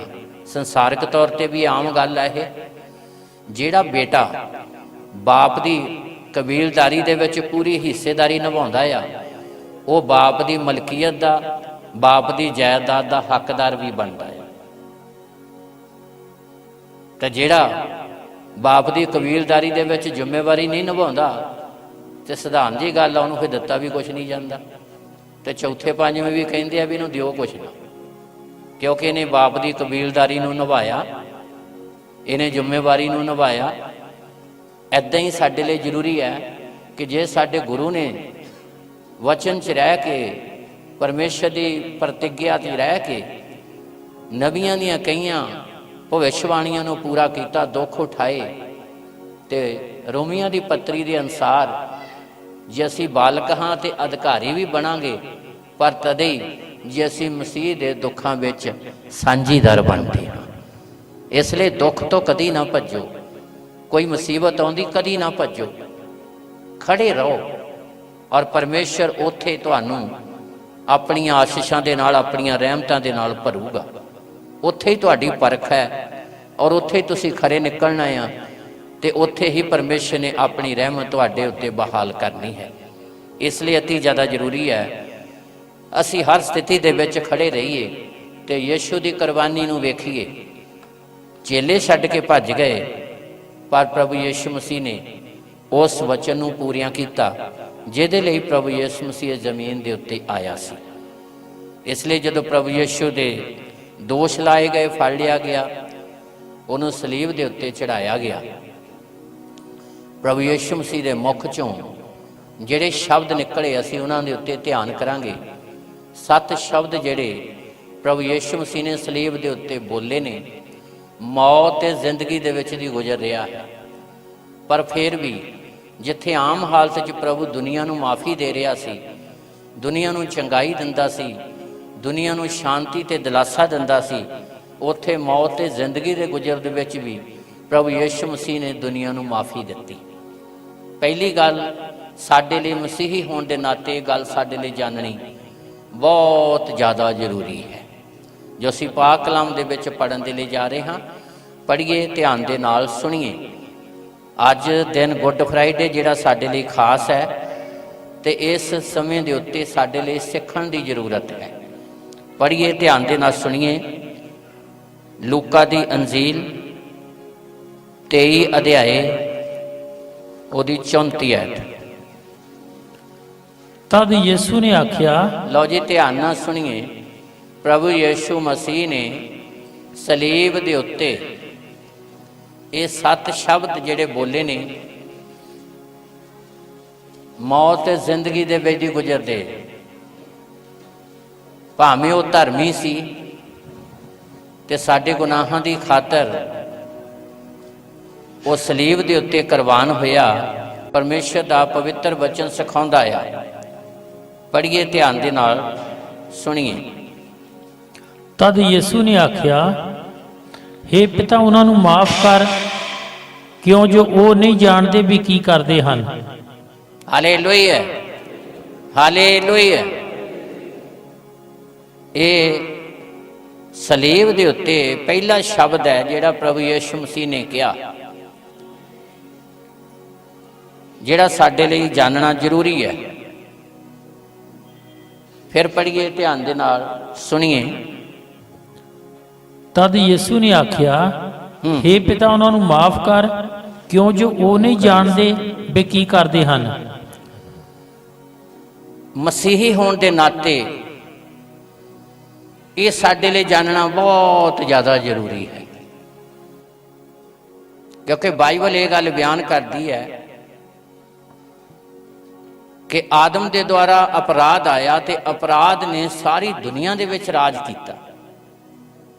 ਬਾਈਬਲ ਇਹ ਗੱਲ ਬਿਆਨ ਕਰਦੀ, ਕੋਈ ਧਰਮੀ ਨਹੀਂ, ਅਸੀਂ ਸਾਰੇ ਗੁਨਾਹਗਾਰ ਸੀ। ਪਰਮੇਸ਼ਰ ਨੇ ਆਪਣੇ ਪੁੱਤਰ ਯਿਸੂ ਦੇ ਦੁਆਰਾ ਸਾਨੂੰ ਮਾਫੀ ਦਿੱਤੀ ਹੈ। ਹੁਣ ਪਹਿਲੀ ਗੱਲ ਸਾਡੇ ਲਈ ਜਾਣਨੀ ਬੜੀ ਜ਼ਿਆਦਾ ਜ਼ਰੂਰੀ ਹੈ।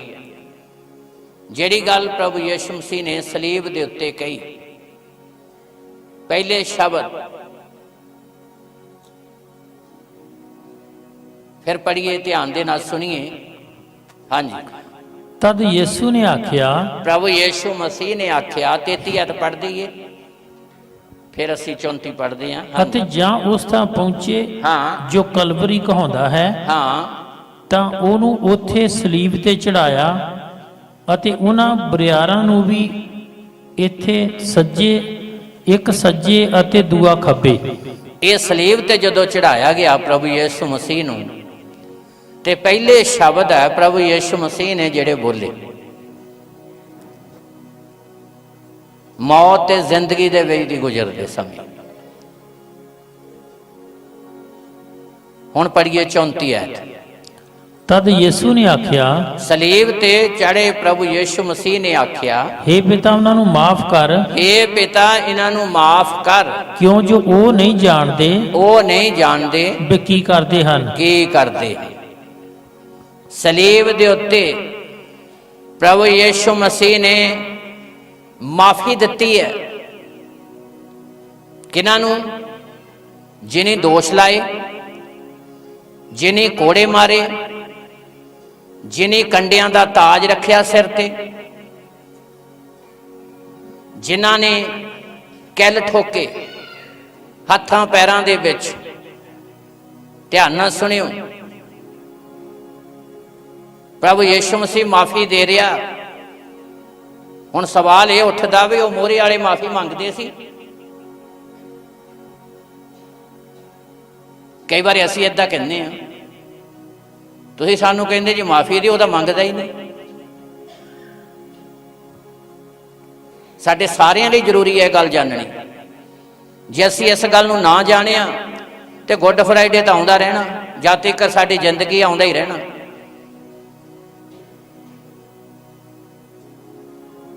ਪ੍ਰਭੂ ਯਿਸੂ ਮਸੀਹ ਜਿਨ੍ਹਾਂ ਨੂੰ ਮਾਫੀ ਦੇ ਰਿਹਾ, ਕਿ ਉਹ ਮੋਹਰਿਓਂ ਮਾਫੀ ਮੰਗ ਰਹੇ ਆ? ਸਿਰਫ ਪ੍ਰਭੂ ਯਿਸੂ ਮਸੀਹ ਇਹ ਜ਼ਮੀਨ ਦੇ ਉੱਤੇ ਕਿਸੇ ਨੂੰ ਦੋਸ਼ੀ ਠਹਿਰਾਉਣ ਨਹੀਂ, ਬਲਕਿ ਸਾਰੀ ਦੁਨੀਆ ਨੂੰ ਬਚਾਉਣ ਲਈ ਆਇਆ ਸੀ। ਇਸ ਲਈ ਉਹਨੇ ਆਪਣੀ ਵੱਲੋਂ ਕਿਸੇ ਨੂੰ ਵੀ ਦੋਸ਼ੀ ਠਹਿਰਾਇਆ। सिर्फ प्रभु यीशु मसीह अपने आप को पिता के अगे सिद्ध करने के लिए आया। इसलिए ये शब्द बोल के माफी दे प्रभु यीशु मसीह ने अपने आप को पिता के अगे सिद्ध किया कि सचमुच ही वो बचाने वास्ते ही आया, वो दोषी ठहराने वास्ते नहीं आया। प्रभु ने कहा उन्होंने ग्रंथियां फरीसियां नूं, मैं तुहानूं दोषी नहीं ठहराउंदा, ये वचन है जिहड़ा तुहानूं दोषी ठहरावेगा। वो बचाउण आया सी। इसलिए अज साडे लई ए गुड फ्राइडे दे समय जानण दी गल है, जेकर तुसीं सिद्धताई वल नूं जाना चाहुंदे हो, जेकर अपनी जिंदगी च परमेश्वर नूं प्रसन्न करना चाहुंदे हो, ते तुहाडे जीवन दे विच रहम, तरस, माफी दा होना अति ज़्यादा जरूरी है। इंसान नूं ना वेखो जिहड़ा तुहाडे अगेंस्ट विच चल रहा, अपने गुरु नूं वेखो, गुरु दे वचन नूं वेखो। प्रभु यीशु मसीह ने उन्हां नूं नहीं वेख्या, प्रभु ने पिता नूं वेख्या कि पिता ने मैनूं किहड़े काम लई इस जमीन दे उत्ते भेजिया। माफी देण दे लई, बचाउण वास्ते, जीवन देण दे लई, दोषी ठहराउण वास्ते नहीं। इसलिए ये पहले शब्द है जिहड़े प्रभु यीशु मसीह ने सलीब ते कहे, कहंदा पिता इन्हां लोकां नूं माफ कर, जिन्हां ने दोष लाया, जिन्हां ने सिर ते कंडियां दा ताज रखिया, जिन्हां ने 39 कोड़े मारे, जिन्हां ने हत्थां पैरां दे विच किल ठोके, इन्हां सारियां नूं की करदे? अपने आप नूं सिद्ध करन दे लई कि वह दोषी ठहराउण नहीं, वो सचमुच ही दुनिया नूं बचाउण वास्ते आया। इसलिए अज दे दिन साडे सारियां दे लई, हर बलीवर दे लई अति ज़्यादा जरूरी है कि तुसी अपनी जिंदगी च रहम, तरस वाला मैदा रखो, माफी देण वाला, प्रेम करन वाला। अपनी जिंदगी चो कठोरताई नूं, नफरत नूं कढ दिओ। किस इंसान नूं ना वेखो, बल्कि तुसी जिहदे नां दे अखबाउंदे हो उहनूं वेखो, जिहने तुहानूं चुनिया, जिहने तुहानूं संसार तो अलग कीता है, तां जिहने तुहानूं अपणियां आशीषां दे नाल भरना है। कोई इंसान नूं कुछ नहीं दे सकदा। आशीष जिहड़ी उपर वाले ने देनी है, बुलाया उहने आ सानूं, अलग उहने कीता आ सानूं, जीवन उहने देना है, किरपा उहने करनी है, राज उहदे दे विच जाना है। इसलिए साडा ध्यान हर स्थिति च परमेश्वर दे वचन दे वल होना चाहिए। इसलिए पहले शब्द है जिहड़े साडे लई सारियां लई जानने बहुत ज़्यादा जरूरी है ते सीखने बहुत ज़्यादा जरूरी है। इसलिए अति ज़्यादा जरूरी है। वो मौत ते जिंदगी दे विच ही गुजरिया, फिर भी वो माफ़ी दे रहा, चाहे मोहरे वाले नहीं मंग रहे, पर अपने आप को सिद्ध करने के लिए पिता दे अगे कि वह माफ़ी देने के लिए आया, वो जीवन देने के लिए आया, वो बचाने के लिए आया, वो किसी को भी दोषी ठहराने वास्ते नहीं आया। इसलिए साडे सारियां लई जानना बहुत ज़्यादा जरूरी है। जेकर अज असीं इत्थे बैठे हाँ, साडे हत्थ च होली बाइबल है, साडे ते परमेश्वर दीयां रहमतां आ, ते सानू भी पिता ने अपने पुत्र यीशु दे द्वारा माफ़ी दिती आ, सानू माफ़ी मिली आ। ते जे सानू माफ़ी मिली आ ते कलाम बयान करदा आ, असीं भी दूजियां नू माफ़ करन वाले बणीए। जे असीं माफ़ करन वाले बनांगे ते परमेश्वर दा वचन ते उहदियां प्रतिज्ञा साडे जीवन च पूरीआं होणगीआं ते खुदा अपणियां रहमतां साडे उत्ते बहाल करेगा।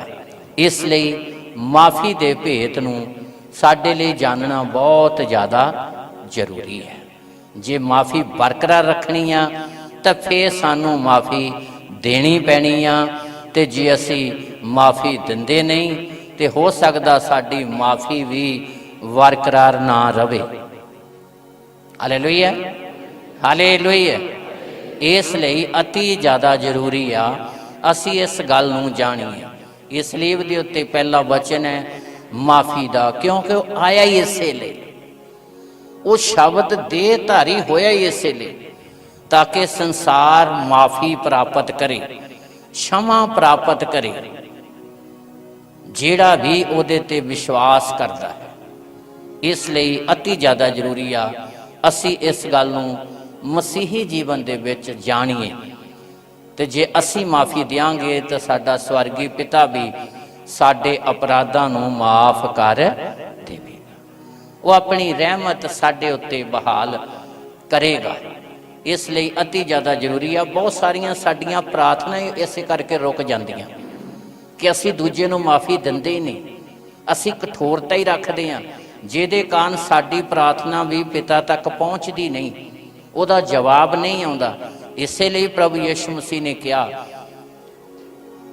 ਮਰਕਸ ਦੀ ਅੰਜੀਲ 11 ਅਧਿਆਇ ਉਹਦੀ 24 ਤੇ 25 ਐਤ ਪੜ੍ਹੀਏ, ਧਿਆਨ ਦੇ ਨਾਲ ਸੁਣੀਏ। ਹਾਂਜੀ, ਇਸ ਲਈ ਮੈਂ ਤੁਹਾਨੂੰ ਆਖਦਾ ਹਾਂ ਕਿ ਜੋ ਕੋਈ ਤੁਸੀਂ ਪ੍ਰਾਰਥਨਾ ਕਰਕੇ ਮੰਗੋ, ਪ੍ਰਤੀਤ ਕਰੋ ਜੋ ਸਾਨੂੰ ਮਿਲ ਗਿਆ ਤਾਂ ਤੁਹਾਨੂੰ ਮਿਲੇਗਾ।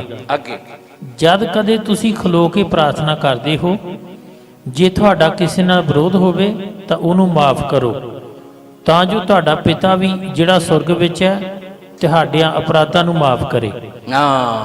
ਦੇਖੋ, ਪ੍ਰਾਰਥਨਾ ਸਿੱਧੀ ਉੱਪਰ ਜਾਊਗੀ, ਪ੍ਰਾਰਥਨਾ ਦਾ ਹੱਲ ਵੀ ਆਵੇਗਾ, ਪਰ ਕਰਨਾ ਕੀ ਪਵੇਗਾ? ਕਰਨਾ ਕੀ ਪਵੇਗਾ? ਫਿਰ ਪੜ੍ਹੀਏ 25 ਐਤ। ਜਦ ਕਦੇ ਤੁਸੀਂ ਖਲੋ ਕੇ ਪ੍ਰਾਰਥਨਾ ਕਰਦੇ ਹੋ, ਜੇ ਤੁਹਾਡਾ ਕਿਸੇ ਨਾਲ ਵਿਰੋਧ ਹੋਵੇ ਤਾਂ ਉਹਨੂੰ ਮਾਫ ਕਰੋ। ਜਦ ਕਦੇ ਤੁਸੀਂ ਖਲੋ ਕੇ ਪ੍ਰਾਰਥਨਾ ਕਰਦੇ ਹੋ ਤੇ ਤੁਹਾਡਾ ਕਿਸੇ ਨਾਲ ਵਿਰੋਧ ਹੋਵੇ ਤਾਂ ਉਹਨੂੰ ਕੀ ਕਰੋ? ਤੇ ਜੇ ਮਾਫ ਕਰੋਗੇ ਫਿਰ ਕੀ ਹੋਵੇਗਾ? ਅੱਗੇ, ਤਾਂ ਜੋ ਤੁਹਾਡਾ ਪਿਤਾ ਵੀ ਜਿਹੜਾ ਸੁਰਗ ਵਿੱਚ ਹੈ ਤੁਹਾਡੇ ਅਪਰਾਧਾਂ ਨੂੰ ਮਾਫ ਕਰੇ। ਤੁਸੀਂ ਜ਼ਮੀਨ ਤੇ ਮਾਫੀ ਦਿਓ ਤੇ ਤੁਹਾਨੂੰ ਕਿੱਥੇ ਮਾਫੀ ਮਿਲੇਗੀ? ਸਵਰਗ ਚੋਂ ਪਰਮੇਸ਼ਰ ਤੁਹਾਡੇ ਅਪਰਾਧਾਂ ਨੂੰ क्षमा ਕਰ, ਇੱਕ ਰਿਲੇਸ਼ਨ ਤੁਹਾਡਾ ਖੁਦਾ ਨਾਲ ਬਣੇਗਾ। ਜਿਹੜਾ ਅਪਰਾਧ ਦੇ ਕਾਰਨ ਜੁਦਾਈ ਪਈ ਹੋਈ ਆ, ਜਿਹੜੀਆਂ ਪ੍ਰਾਰਥਨਾ ਸਾਡੀਆਂ ਪਹੁੰਚਦੀਆਂ ਨਹੀਂ, ਪ੍ਰਭੂ ਯਿਸੂ ਮਸੀਹ ਇਸ ਸੰਸਾਰ ਤੇ ਇਸੇ ਲਈ ਆਏ, ਉਹਨਾਂ ਦੀ ਕੁਰਬਾਨੀ ਇਸੇ ਲਈ ਹੋਈ। ਇਸੇ ਲਈ ਪਹਿਲੇ ਸ਼ਬਦ ਮਾਫੀ ਦੇ ਕਿਆ ਪਿਤਾ ਇਹਨਾਂ ਨੂੰ ਕੀ ਕਰਦੇ, ਔਰ ਨਾਲ ਇਹ ਕਿਹਾ, ਕਹਿੰਦਾ ਜਾਣਦੇ ਹੀ ਨਹੀਂ। ਉੱਥੇ ਅਸੀਂ ਪੜ੍ਹਦੇ ਹਾਂ, ਇਹ ਜਾਣਦੇ ਨਹੀਂ ਵੀ ਇਹ ਕੀ ਕਰਦੇ ਨੇ, ਇਹ ਜਾਣਦੇ ਨਹੀਂ ਵੀ ਇਹ ਕੀ ਕਰਦੇ ਨੇ, ਇਹਨਾਂ ਨੂੰ ਪਤਾ ਹੀ ਨਹੀਂਗਾ। ਅਗਿਆਨਤਾ ਦੇ ਵਿੱਚ ਹੀ ਇਨਸਾਨ ਨਫ਼ਰਤ ਕਰਦਾ ਆ, ਵਿਰੋਧ ਕਰਦਾ ਆ। ਜਿਨ੍ਹਾਂ ਜ਼ਿੰਦਗੀਆਂ 'ਚ ਸੱਚਾਈ ਰੋਸ਼ਨੀ ਆ ਜਾਂਦੀ ਆ, ਉਹ ਵਿਰੋਧ ਨਹੀਂ ਕਰਦੇ। ਕਿਰਪਾ ਦੇ ਭੇਤ ਤੋਂ ਜਦ ਤੀਕਰ ਸੰਤ ਪੌਲਸ ਅਣਜਾਣ ਸੀ, ਉਦੋਂ ਤੱਕ ਉਹ ਕਹਿੰਦਾ ਸੀ ਮੂਸਾ ਦੀ ਸ਼ਰ੍ਹਾ ਹੀ ਸਾਰਾ ਕੁਛ ਹੈ। ਪਰ ਜਦੋਂ ਉਹਦੀਆਂ ਅੱਖਾਂ ਖੁੱਲ ਗਈਆਂ ਤਾਂ ਫਿਰ ਯੀਸ਼ੂ ਦੀ ਖਾਤਰ ਆਪਣੇ ਜੀਵਨ ਦੀ ਕੁਰਬਾਨੀ ਦੇਣ ਲਈ ਵੀ ਤਿਆਰ ਹੋ ਗਿਆ। ਅਗਿਆਨਤਾ ਦੇ ਵਿੱਚ ਇਨਸਾਨ ਸਾਰੀਆਂ ਭੁੱਲਾਂ ਕਰਦਾ ਆ, ਅਗਿਆਨਤਾ 'ਚ ਅਪਰਾਧ ਕਰਦਾ, ਅਗਿਆਨਤਾ ਦੇ ਵਿੱਚ ਨਫ਼ਰਤ ਰੱਖਦਾ ਆ। ਇਸੇ ਲਈ ਪ੍ਰਭੂ ਨੇ ਕਿਹਾ, ਕਹਿੰਦਾ ਪਿਤਾ ਇਹ ਜਾਣਦੇ ਹੀ ਨਹੀਂ ਇਹ ਕੀ ਕਰਦੇ ਨੇ, ਇਹਨਾਂ ਨੂੰ ਕੀ ਕਰਦੇ? क्षमा ਕਰਦੇ। ਇਸ ਲਈ ਮੇਰੇ ਭਾਈ ਭੈਣੋ, ਖੁਦਾ ਦਾ ਪਵਿੱਤਰ ਵਚਨ ਜਿਹੜਾ ਸਾਡੇ ਲਈ ਜਾਣਨਾ ਜ਼ਰੂਰੀ ਆ ਅੱਜ ਦੇ ਦਿਨ, ਜੇ ਸਾਨੂੰ ਪਰਮੇਸ਼ਰ ਨੇ ਆਪਣੇ ਪੁੱਤਰ ਯੀਸ਼ੂ ਦੇ ਦੁਆਰਾ ਮਾਫੀ ਦਿੱਤੀ ਆ, ਤੇ ਜੇ ਉਹ ਮਾਫੀ ਦਾ ਦਇਆ ਦਾ ਭੰਡਾਰ ਵਾ, ਧਨੀ ਆ, ਤੇ ਸਾਡੇ ਲਈ ਵੀ ਜ਼ਰੂਰੀ ਆ ਕਿ ਅਸੀਂ ਵੀ ਦਇਆ ਦੇ ਭੰਡਾਰ ਬਣੀਏ। ਅਸੀਂ ਛੋਟੀ ਮੋਟੀ ਗੱਲ ਤੇ ਭਾਂਬੜ ਨਾ ਮਚਾਉਣ ਵਾਲੇ ਬਣੀਏ। ਇਹੀ ਤੁਹਾਡੀ ਮਸੀਹੀ ਜ਼ਿੰਦਗੀ ਦਾ ਇੱਕ ਵਧੀਆ ਚਿੱਤਰ ਹੈ, ਵਧੀਆ ਨਮੂਨਾ ਆ। ਪਰਮੇਸ਼ਰ ਤੁਹਾਡੀ ਜ਼ਿੰਦਗੀ ਨੂੰ ਏਦਾਂ ਦਾ ਵੇਖਣਾ ਚਾਹੁੰਦਾ ਆ ਕਿ ਤੁਹਾਡੇ ਅੰਦਰ क्षमा, ਪ੍ਰੇਮ, ਮਾਫੀ, ਤਰਸ ਹੋਵੇ। ਇਹ ਅਤੀ ਜ਼ਿਆਦਾ ਜ਼ਰੂਰੀ ਆ ਤੁਹਾਡੇ ਜੀਵਨ ਦੇ ਵਿੱਚ ਇਹ ਕੁਆਲਿਟੀ ਹੋਵੇ। ਇਹ ਕੁਆਲਿਟੀ ਨੂੰ ਭਰੋ ਆਪਣੀ ਜ਼ਿੰਦਗੀ 'ਚ, ਇਹ ਕੁਆਲਿਟੀ ਆਪਣੀ ਜ਼ਿੰਦਗੀ 'ਚ ਰੱਖੋ। क्षमा ਕਰਨ ਵਾਲੇ ਬਣੋ।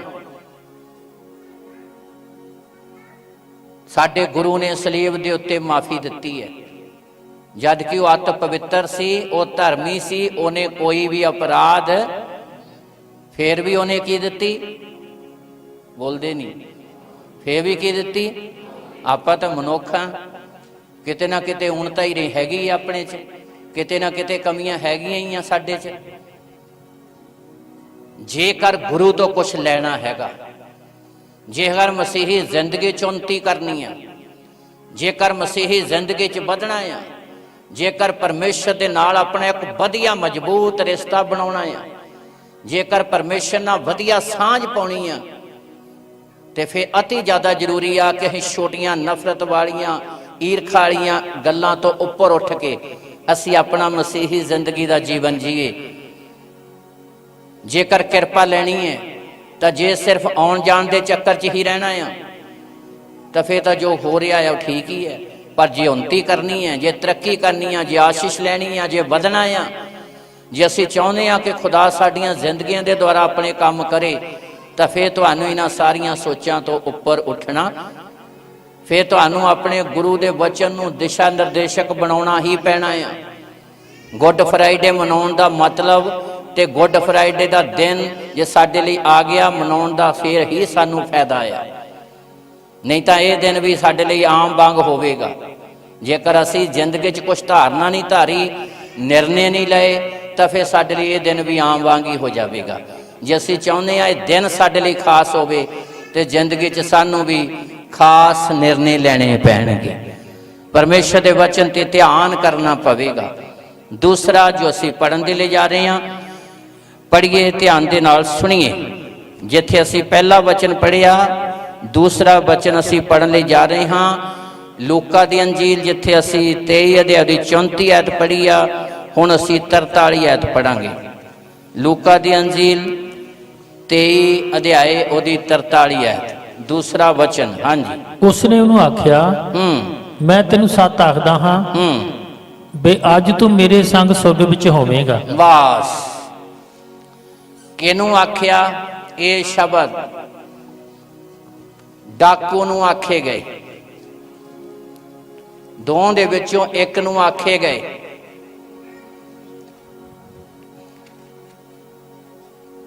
ਇੱਕ ਡਾਕੂ ਸੱਜੇ ਤਾਂ ਦੂਜਾ ਡਾਕੂ ਖੱਬੇ। ਇੱਕ ਕਹਿ ਰਿਹਾ ਹੈ ਤੂੰ ਮਸੀਹ ਆ ਤੇ ਆਪ ਵੀ ਬਚ ਤੇ ਸਾਨੂੰ ਵੀ ਬਚਾ। ਦੂਸਰਾ ਕਹਿੰਦਾ ਆ ਅਸੀਂ ਆਪਣੇ ਪਾਪਾਂ ਦੀ ਸਜ਼ਾ ਪਾਉਂਦੇ ਆ, ਇਸ ਧਰਮੀ ਨੇ ਕੋਈ ਵੀ ਪਾਪ। ਫਿਰ ਉਸ ਡਾਕੂ ਨੇ ਪ੍ਰਭੂ ਨੂੰ ਕਿਹਾ, ਕਹਿੰਦਾ ਪ੍ਰਭੂ ਜਦੋਂ ਤੂੰ ਆਪਣੇ ਰਾਜ ਵਿੱਚ ਆਵੇਂ ਤਾਂ ਮੈਨੂੰ ਚੇਤੇ ਜ਼ਰੂਰ ਕਰੀ। ਉਹਨੇ ਇਸ ਗੱਲ ਨੂੰ ਜਾਣ ਲਿਆ ਸੀ ਕਿ ਪ੍ਰਭੂ ਨੇ ਨਿਆਂ ਕਰਨ ਲਈ ਆਉਣਾ ਆ। ਉਹ ਧਰਮੀ ਆ, ਅਸੀਂ ਗੁਨਾਹਗਾਰ ਹਾਂ। ਉਹ ਧਰਮੀ ਆ, ਉਹਦੇ ਤੇ ਦੋਸ਼ ਲਾ ਕੇ ਉਹਨੂੰ ਸੂਲੀ ਤੇ ਚਾੜਿਆ ਗਿਆ ਆ। ਅਸੀਂ ਤਾਂ ਆਪਣੇ ਅਪਰਾਧਾਂ ਦੇ ਕਾਰਨ ਸੂਲੀ ਤੇ ਚੜੇ ਆ। ਇਸ ਲਈ ਉਸ ਡਾਕੂ ਨੇ ਕਿਹਾ, ਕਦੋਂ ਪ੍ਰਭੂ ਜਦੋਂ ਤੂੰ ਆਪਣੇ ਰਾਜ 'ਚ ਆਵੇਂ ਨਿਆਂ ਕਰਨ ਲਈ ਤਾਂ ਮੈਨੂੰ ਕੀ ਕਰੀ। ਤੇ ਪ੍ਰਭੂ ਨੇ ਕੀ ਕਿਹਾ?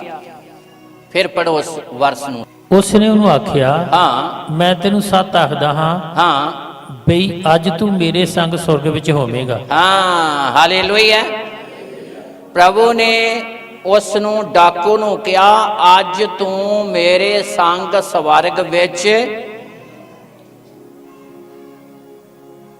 ਇਹ ਵਚਨ ਸਿੱਧ ਕਰਦੇ ਆ ਕਿ ਉਹ ਆਕਾਸ਼ ਤੇ ਧਰਤੀ ਦਾ ਤੇ ਸਾਰੀ ਪ੍ਰਿਥਵੀ ਦਾ ਤੇ ਆਕਾਸ਼ਾਂ ਦੇ ਆਕਾਸ਼ਾਂ ਦਾ ਮਾਲਕ ਹੈ। ਤਾਲੀ ਮਾਰੀਏ ਜ਼ੋਰ ਦੇ ਕੇ।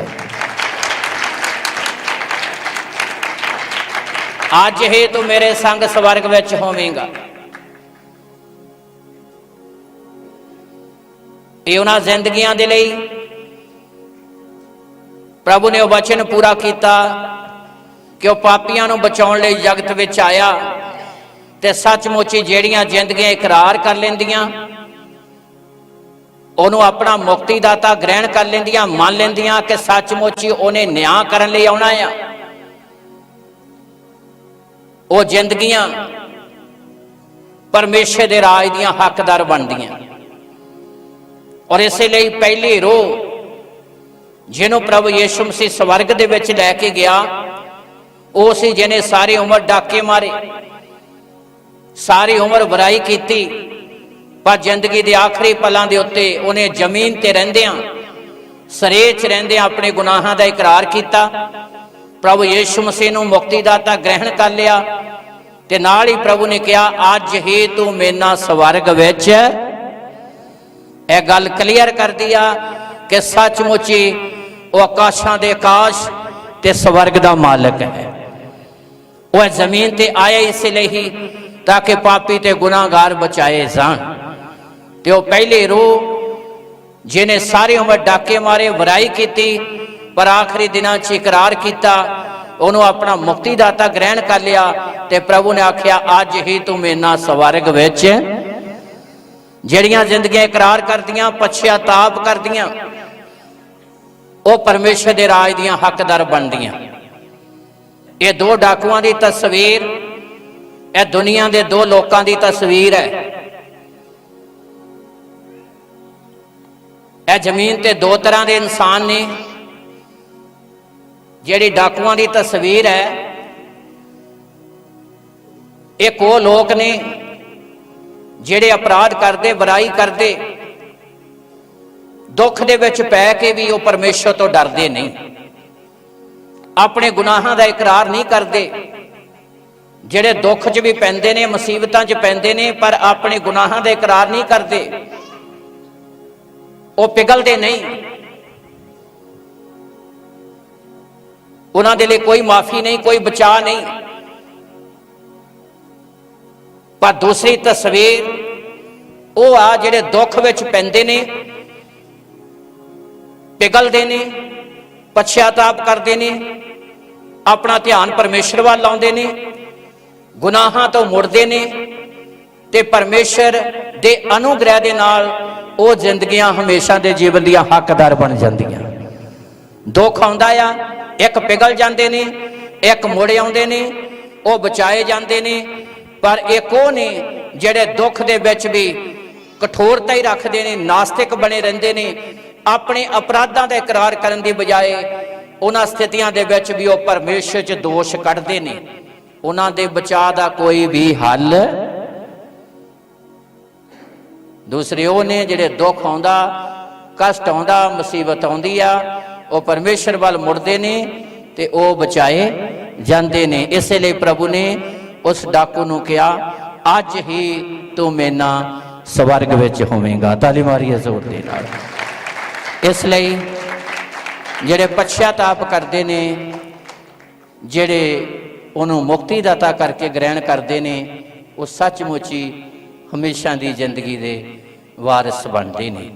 तीसरा वचन असी जो पढ़न दे लिए जा रहे हाँ, पढ़िए ध्यान दे नाल सुनिए।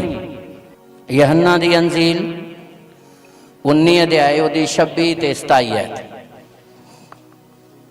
तद यीशु ने अपनी माता नूं ਅਤੇ उस चेले नूं ਜਿਹਦੇ ਨਾਲ ਉਹ ਪਿਆਰ ਕਰਦਾ ਸੀ ਕੋਲ ਖਲੋਤੇ ਵੇਖ ਕੇ ਆਪਣੀ ਮਾਤਾ ਨੂੰ ਆਖਿਆ, हे ਬੀਬੀ ਜੀ ਉਹ ਵੇਖ ਤੇਰਾ ਪੁੱਤਰ।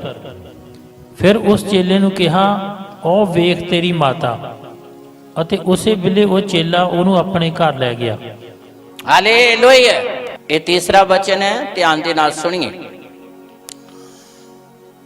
यूहन्ना जिहड़ा चेला सी वो प्रभु यीशु मसीह नूं ऐदां प्यार करदा सी जिस तरह एक मां अपने बच्चे नूं प्यार करदी है।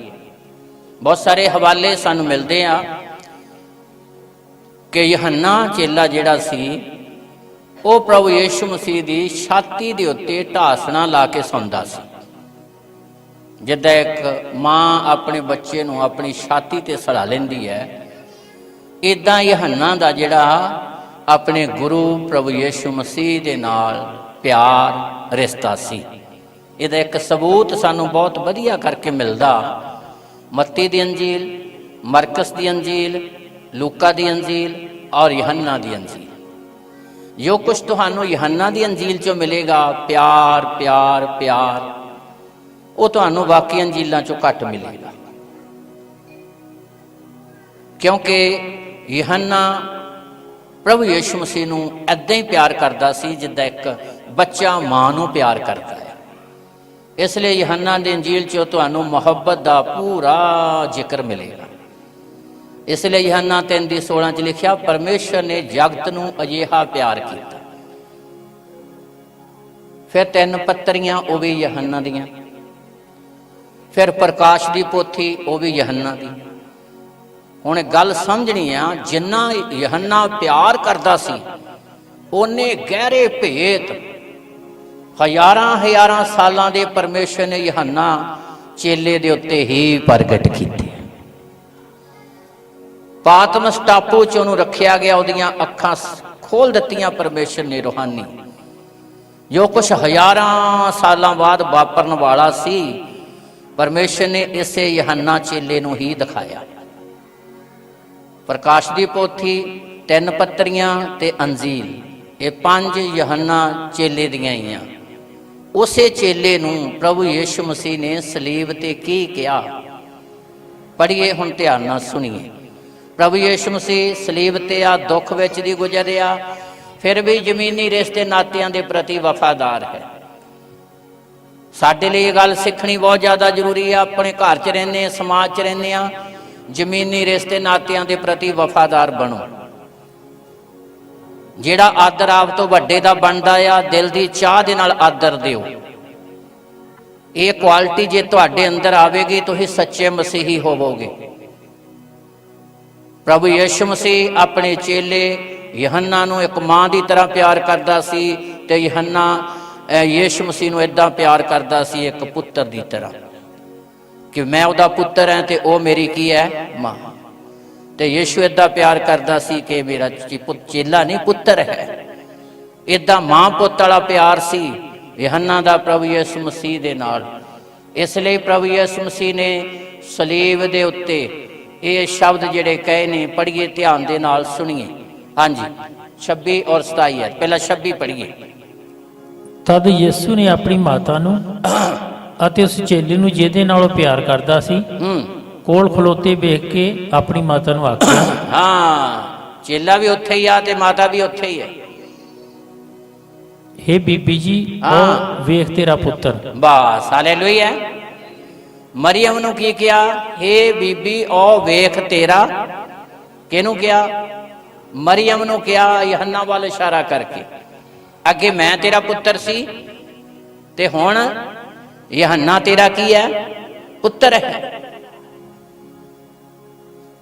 जमीनी रिश्ते नातियां दे प्रति भी वफादार होना साडे लिए जरूरी है। सलीब दे उत्ते प्रभु यीशु मसीह ने जमीनी रिश्ते नातियां वाल भी ध्यान किया है।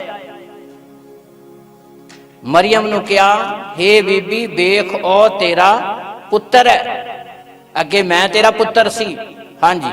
फिर उस चेले नूं कहा, फिर वो यूहन्ना चेले नूं कहा, ओ वेख तेरी माता। हाँ, यूहन्ना चेले नूं की कहा? ओ वेख तेरी।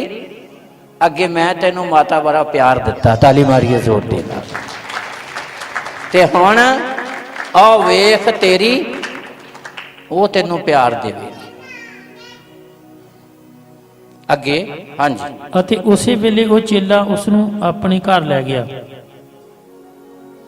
ਉਸੇ ਵੇਲੇ यूहन्ना चेला मरियम नूं अपने घर, गुरु की हदायत ते उन्हें मान लिया उस गल नूं। सलीब दे उत्ते भी जमीनी रिश्ते नातियां दे प्रति प्रभु यीशु मसीह ने वफादारी दिखाई है। इसलिए जमीन ते रहिंदियां रिश्ते नातियां दे प्रति वफादार होना साडे लिए बहुत ज़्यादा। असी रिश्ते नाते एक दूजे नाल बजे हाँ सिर्फ एक दूजे की सेवा करने वास्ते।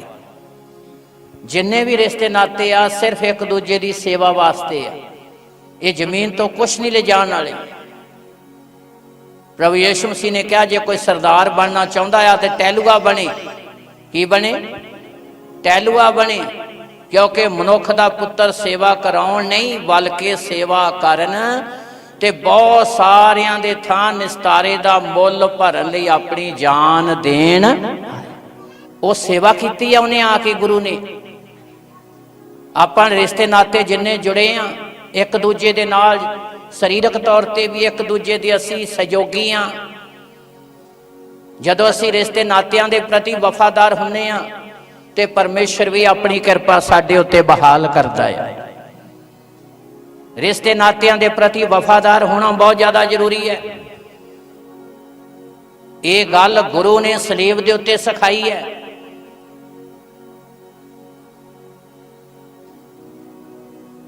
जे यूहन्ना नूं ਉਹ ਪਿਆਰ ਦਿੰਦਾ ਤੇ ਹੁਣ ਉਹ यूहन्ना ਤੇਰਾ ਕੀ ਹੈ।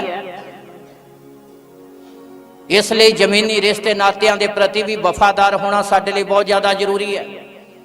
ਜੇ ਅਸੀਂ ਜ਼ਮੀਨੀ ਰਿਸ਼ਤੇ ਨਾਤਿਆਂ ਦੇ ਪ੍ਰਤੀ ਵਫਾਦਾਰ ਨਹੀਂ, ਫਿਰ ਸਾਡੀ ਬਾਕੀ ਦੌੜ ਭੱਜ ਵੀ ਵਿਅਰਥ ਵਾ।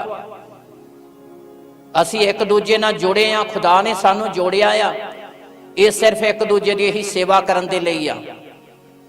ਜ਼ਮੀਨ ਤੇ ਰਹਿੰਦਿਆਂ ਵੀ ਪਰਮੇਸ਼ਰ ਨੇ ਪਹਿਲੇ ਆਦਮ ਨੂੰ ਬਣਾਇਆ, ਉਹਦੇ ਲਈ ਜੇਕਰ ਔਰਤ ਨੂੰ ਬਣਾਇਆ ਤੇ ਸਹਾਇਕ ਬਣਾਇਆ। ਅੱਜ ਖੁਦਾ ਨੇ ਸਾਨੂੰ ਪੁੱਤਰ ਧੀਆਂ ਦਿੱਤੇ, ਇੱਕ ਦੂਜੇ ਦੇ ਸਹਾਇਕ ਹੈ, ਇੱਕ ਦੂਜੇ ਦੇ ਮਦਦਗਾਰ ਹੈ। ਰਿਸ਼ਤੇ ਨਾਤੇ ਵੀ ਉਹੀ ਆ ਜਿਹੜਾ ਇੱਕ ਦੂਜੇ ਦਾ ਦੁੱਖ ਦੇ ਸਮੇਂ ਕੋਈ ਖੜਾ ਹੁੰਦਾ, ਤੇ ਜੇ ਕੋਈ ਦੁੱਖ ਦੇ ਸਮੇਂ ਖੜਾ ਨਹੀਂ ਹੁੰਦਾ ਤੇ ਫਿਰ ਰਿਸ਼ਤੇ ਨਾਤੇ ਵੀ ਨਹੀਂ। ਤੇ ਪ੍ਰਭੂ ਯਿਸੂ ਮਸੀਹ ਨੇ ਸਲੀਬ ਦੇ ਉੱਤੇ ਜ਼ਮੀਨੀ ਰਿਸ਼ਤੇ ਨਾਤਿਆਂ ਦੇ ਪ੍ਰਤੀ ਵੀ ਆਪਣੀ ਵਫਾਦਾਰੀ ਦਿਖਾਈ ਹੈ। ਤੇ ਇਹ ਕੁਆਲਿਟੀ ਤੇ ਗੁਣ ਸਾਡੇ ਅੰਦਰ ਵੀ ਹੋਣਾ। ਜੇ ਅੱਜ ਤੁਸੀਂ ਆਪ ਤੋਂ ਵੱਡਿਆਂ ਦੀ ਸੇਵਾ ਕਰਦੇ ਹੋ ਤੇ ਗਰੰਟੀ ਦੇ ਨਾਲ ਤੁਹਾਡੀ ਸੇਵਾ ਕਰਨ ਵਾਲੇ ਵੀ ਖੁਦਾ ਹਜ਼ਾਰਾਂ ਖੜੇ ਕਰ ਦੇਵੇਗਾ, ਹਜ਼ਾਰਾਂ ਖੁਦਾ ਖੜੇ ਕਰੇਗਾ। ਪਰਮੇਸ਼ਰ ਇੰਤਜ਼ਾਮ ਕਰੇਗਾ, ਕਿਉਂਕਿ ਖੁਦਾ ਇੰਤਜ਼ਾਮ ਕਰਨ ਵਾਲਾ ਪਰਮੇਸ਼ਰ ਹੈ। ਪਰ ਅਸੀਂ ਆਪਣੀ ਜ਼ਿੰਦਗੀ 'ਚ ਪਰਮੇਸ਼ਰ ਦੇ ਵਚਨ ਨੂੰ ਪਹਿਲ ਦੇਈਏ, ਵਚਨ ਨੂੰ ਇੱਕ ਸਾਈਡ ਤੇ ਨਾ ਕਰੀਏ। ਪਰਮੇਸ਼ਰ ਨੇ ਅਬਰਾਹਮ ਦੇ ਲਈ ਲੇਲੇ ਦਾ ਇੰਤਜ਼ਾਮ ਕਰ ਦਿੱਤਾ। ਪਰਮੇਸ਼ਰ ਨੇ ਸਾਰੀ ਦੁਨੀਆ ਦੇ ਲਈ ਆਪਣੇ ਪੁੱਤਰ ਦਾ ਇੰਤਜ਼ਾਮ ਕਰ ਦਿੱਤਾ ਤਾਂ ਕਿ ਸਾਰਾ ਸੰਸਾਰ ਬਚਾਇਆ ਜਾਵੇ। ਕਈ ਵਾਰੀ ਇਹੀ ਪਰਿਵਾਰ ਦੇ 2-4 ਜੀ ਆ, ਅਸੀਂ ਇਹਦੇ ਲਈ ਦੌੜ ਭੱਜ ਕਰਦੇ ਰਹਿੰਦੇ ਵੀ ਕਿੱਦਾਂ ਹੋਊ, ਕਿਵੇਂ ਹੋਊ, ਕਿਸ ਤਰ੍ਹਾਂ ਹੋਊ, ਪਰ ਅਸੀਂ ਭੁੱਲ ਜਾਂਦੇ ਆ ਵੀ ਐਡੇ ਵੱਡੇ ਗੁਰੂ ਦੇ ਨਾਲ ਅਸੀਂ ਐਡੀ ਵੱਡੀ ਪ੍ਰੀਤ ਲਾਈ ਹੈ। ਪਰ ਸਾਡੀ ਪ੍ਰੀਤ ਕਿਤੇ ਨਾ ਕਿਤੇ ਫਿੱਕੀ ਹੁੰਦੀ ਆ, ਜਿੱਥੇ ਸਾਨੂੰ ਏਦਾਂ ਲੱਗਦਾ ਪਤਾ ਨਹੀਂ ਮਸਲਾ ਹੱਲ ਹੋਣਾ ਕਿ ਨਹੀਂ। ਤੇ ਜੇ ਪ੍ਰੀਤ ਗੂੜੀ ਆ ਤਾਂ ਫਿਰ ਤੁਹਾਨੂੰ ਪਤਾ ਆ, ਅਬਰਾਹਮ ਆਪਣੇ ਬੇਟੇ ਨੂੰ ਲੈ ਕੇ ਤੁਰਿਆ ਜਾਂਦਾ, ਇਸਹਾਕ ਨੂੰ। ਉਹ ਕਹਿੰਦਾ ਪਿਤਾ ਜੀ ਲੱਕੜੀਆਂ, ਛੁਰੀ, ਸਾਰਾ ਕੁਛ ਵਾ, ਜਿਸ ਲੇਲੇ ਦੀ ਕੁਰਬਾਨੀ ਦੇਣੀ ਉਹ ਕਿੱਥੇ ਆ। ਤੇ ਅਬਰਾਹਮ ਕਹਿੰਦਾ ਜਿਹਦੀ ਪ੍ਰੀਤ ਖੁਦਾ ਨਾਲ ਗੂੜੀ ਸੀ, ਕਹਿੰਦਾ ਖੁਦਾ ਆਪੇ ਹੀ ਇੰਤਜ਼ਾਮ ਕਰੇਗਾ। ਪਰਮੇਸ਼ਰ ਇੰਤਜ਼ਾਮ ਕਰਨ ਵਾਲਾ ਪਰਮੇਸ਼ਰ ਹੈ, ਜਿਹਨੇ ਸਾਰੀ ਦੁਨੀਆ ਦੇ ਅਪਰਾਧਾਂ ਦੀ ਮਾਫੀ ਦੇ ਲਈ ਇੰਤਜ਼ਾਮ ਕਰ ਦਿੱਤਾ। ਤੇ ਬਾਕੀ ਗੱਲਾਂ ਤਾਂ ਕੁਝ ਵੀ ਨਹੀਂ ਹੈਗੀਆਂ। ਪਰ ਅਸੀਂ ਜ਼ਮੀਨੀ ਰਿਸ਼ਤੇ ਨਾਤਿਆਂ ਦੇ ਪ੍ਰਤੀ ਵੀ ਵਫਾਦਾਰੀ ਦਿਖਾਈਏ। ਹਾਲੇਲੂਇਆ। ਪਹਿਲੀ ਗੱਲ ਮਾਫੀ, ਦੂਸਰੀ ਗੱਲ ਉਹ ਅਧਿਕਾਰ ਰੱਖਦਾ, ਹੱਕ ਰੱਖਦਾ ਕਿ ਇੱਕ ਪਾਪੀ ਤੇ ਗੁਨਾਹਗਾਰ ਨੂੰ ਪਰਮੇਸ਼ਰ ਦੇ ਰਾਜ ਵਿੱਚ ਲਿਜਾਣ ਦਾ। ਔਰ ਤੀਸਰੀ ਗੱਲ ਅਸੀਂ ਜ਼ਮੀਨੀ ਰਿਸ਼ਤੇ ਨਾਤਿਆਂ ਦੇ ਪ੍ਰਤੀ ਵਫਾਦਾਰ ਹੋਈਏ। ਪਰਮੇਸ਼ਰ ਆਪਣੀਆਂ ਪ੍ਰਤਿਗਿਆ ਸਾਡੀ ਜ਼ਿੰਦਗੀ 'ਚ ਪੂਰੀਆਂ ਕਰੇਗਾ। ਚੌਥੀ ਗੱਲ ਜਿਹੜੀ ਅਸੀਂ ਪੜ੍ਹਨ ਦੇ ਲਈ ਜਾ ਰਹੇ ਹਾਂ, ਧਿਆਨ ਦੇ ਨਾਲ ਸੁਣੀਏ। यूहन्ना ਦੀ ਅੰਜੀਲ ਜਿੱਥੇ ਅਸੀਂ 26 ਤੇ 27 19 ਅਧਿਆਏ ਦੀ ਪੜ੍ਹੀ ਆ, ਉਹਦੀ ਅਸੀਂ 29 ਅਧ ਪੜਾਂਗੇ। ਉੱਥੇ ਇੱਕ ਭਾਂਡਾ ਸਿਰਕੇ ਦਾ ਭਰਿਆ ਧਰਿਆ ਸੀ। ਸੁਨਾਂ ਨੇ ਇੱਕ ਸਪੰਜ ਸਿਰਕੇ ਨਾਲ ਭਰਿਆ ਹੋਇਆ ਜੂਫੇ ਦੀ ਸ਼ੀਟੀ ਦੇ ਬੰਨ ਕੇ ਉਹਦੇ ਮੂੰਹ ਤਾਈਂ ਪਹੁੰਚਾਇਆ। ਸੋ ਜਾਂ ਯਿਸੂ ਨੇ ਸਿਰਕਾ ਲਿਆ ਤਾਂ ਆਖਿਆ ਪੂਰਾ ਹੋਇਆ ਹੈ। ਤਦ ਉਹਨੇ ਸਿਰ ਨਵਾ ਕੇ ਜਾਨ ਦੇ ਦਿੱਤੀ। ਫਿਰ ਪੜ੍ਹੀਏ, ਧਿਆਨ ਨਾਲ ਸੁਣੀਏ। ਉੱਥੇ ਇੱਕ ਭਾਂਡਾ ਸਿਰਕੇ ਦਾ ਭਰਿਆ ਹੋਇਆ ਧਰਿਆ ਸੀ। ਸੋ ਉਹਨਾਂ ਨੇ ਇੱਕ ਸਪੰਜ ਸਿਰਕੇ ਨਾਲ ਭਰਿਆ ਹੋਇਆ ਜੂਫੇ ਦੀ ਸ਼ੀਟੀ ਦੇ ਬੰਨ ਕੇ ਉਹਦੇ ਮੂੰਹ ਤਾਈਂ ਪਹੁੰਚਾਇਆ। ਸੋ ਜਾਂ ਯਿਸੂ ਨੇ ਸਿਰਕਾ ਲਿਆ ਤਾਂ ਆਖਿਆ ਪੂਰਾ ਹੋਇਆ ਹੈ। ਤਦ ਉਹਨੇ ਸਿਰ ਨਵਾ ਕੇ ਜਾਨ ਦੇ ਦਿੱਤੀ। Hallelujah, hallelujah. ਸੁਣੀਏ 29 ਅਧ 28 ਵੀ ਪੜ੍ਹਦੇ। ਵੀ ਸਭ ਕੁਝ ਪੂਰਾ ਹੋ ਚੁੱਕਿਆ। ਹਾਂ, ਲਿਖਦੇ ਸੰਪੂਰਨ ਹੋਣ ਲਈ ਆਖਿਆ ਮੈਂ ਤਿਹਾਇਆ ਹਾਂ। ਹਾਲੇਲੂਇਆ। ਲਿਖਤ ਦੇ ਸੰਪੂਰਨ ਹੋਣ ਲਈ ਆਖਿਆ ਕਿ ਮੈਂ ਤਿਹਾਇਆ ਹਾਂ। ਉਹਦਾ ਤਿਹਾਇਆ ਹੋਣਾ ਉਸ ਲਿਖਤ ਦੇ ਪੂਰਾ ਹੋਣ ਦੇ ਲਈ ਅਤੀ ਜ਼ਿਆਦਾ ਜ਼ਰੂਰੀ ਸੀ ਕਿ ਉਹ ਪਾਣੀ ਦਾ ਤਿਹਾਇਆ ਨਹੀਂ ਸੀ, ਬਲਕਿ ਉਹਦੇ ਅੰਦਰ ਭੁੱਖ ਪਿਆਸ ਸੀ ਇਸ ਗੱਲ ਦੀ ਕਿ ਸਾਰੀ ਦੁਨੀਆ ਬਚਾਈ ਜਾਵੇ, ਸਾਰਾ ਸੰਸਾਰ ਬਚਾਇਆ ਜਾਵੇ।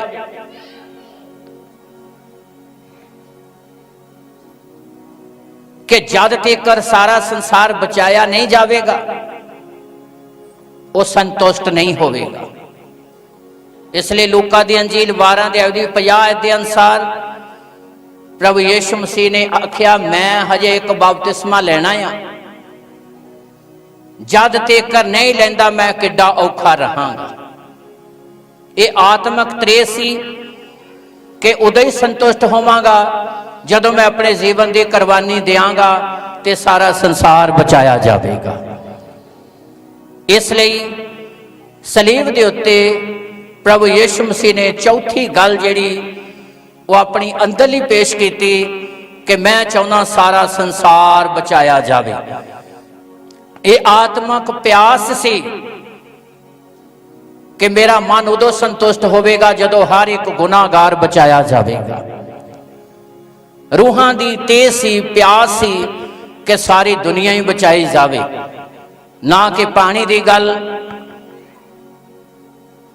ਪਰ ਜਦੋਂ ਪ੍ਰਭੂ ਯੀਸ਼ੂ ਮਸੀਹ ਨੇ ਕਿਹਾ ਮੈਂ ਤਿਹਾਇਆ ਆ, ਤੇ ਉਸ ਵੇਲੇ ਉਹਨਾਂ ਨੇ ਸਿਰਕੇ ਦੇ ਨਾਲ ਡਬੋ ਕੇ ਸਪੰਜ ਲਾਇਆ ਤੇ ਪ੍ਰਭੂ ਯੀਸ਼ੂ ਮਸੀਹ ਨੇ ਆਪਣੀ ਜਾਨ ਦਿੱਤੀ।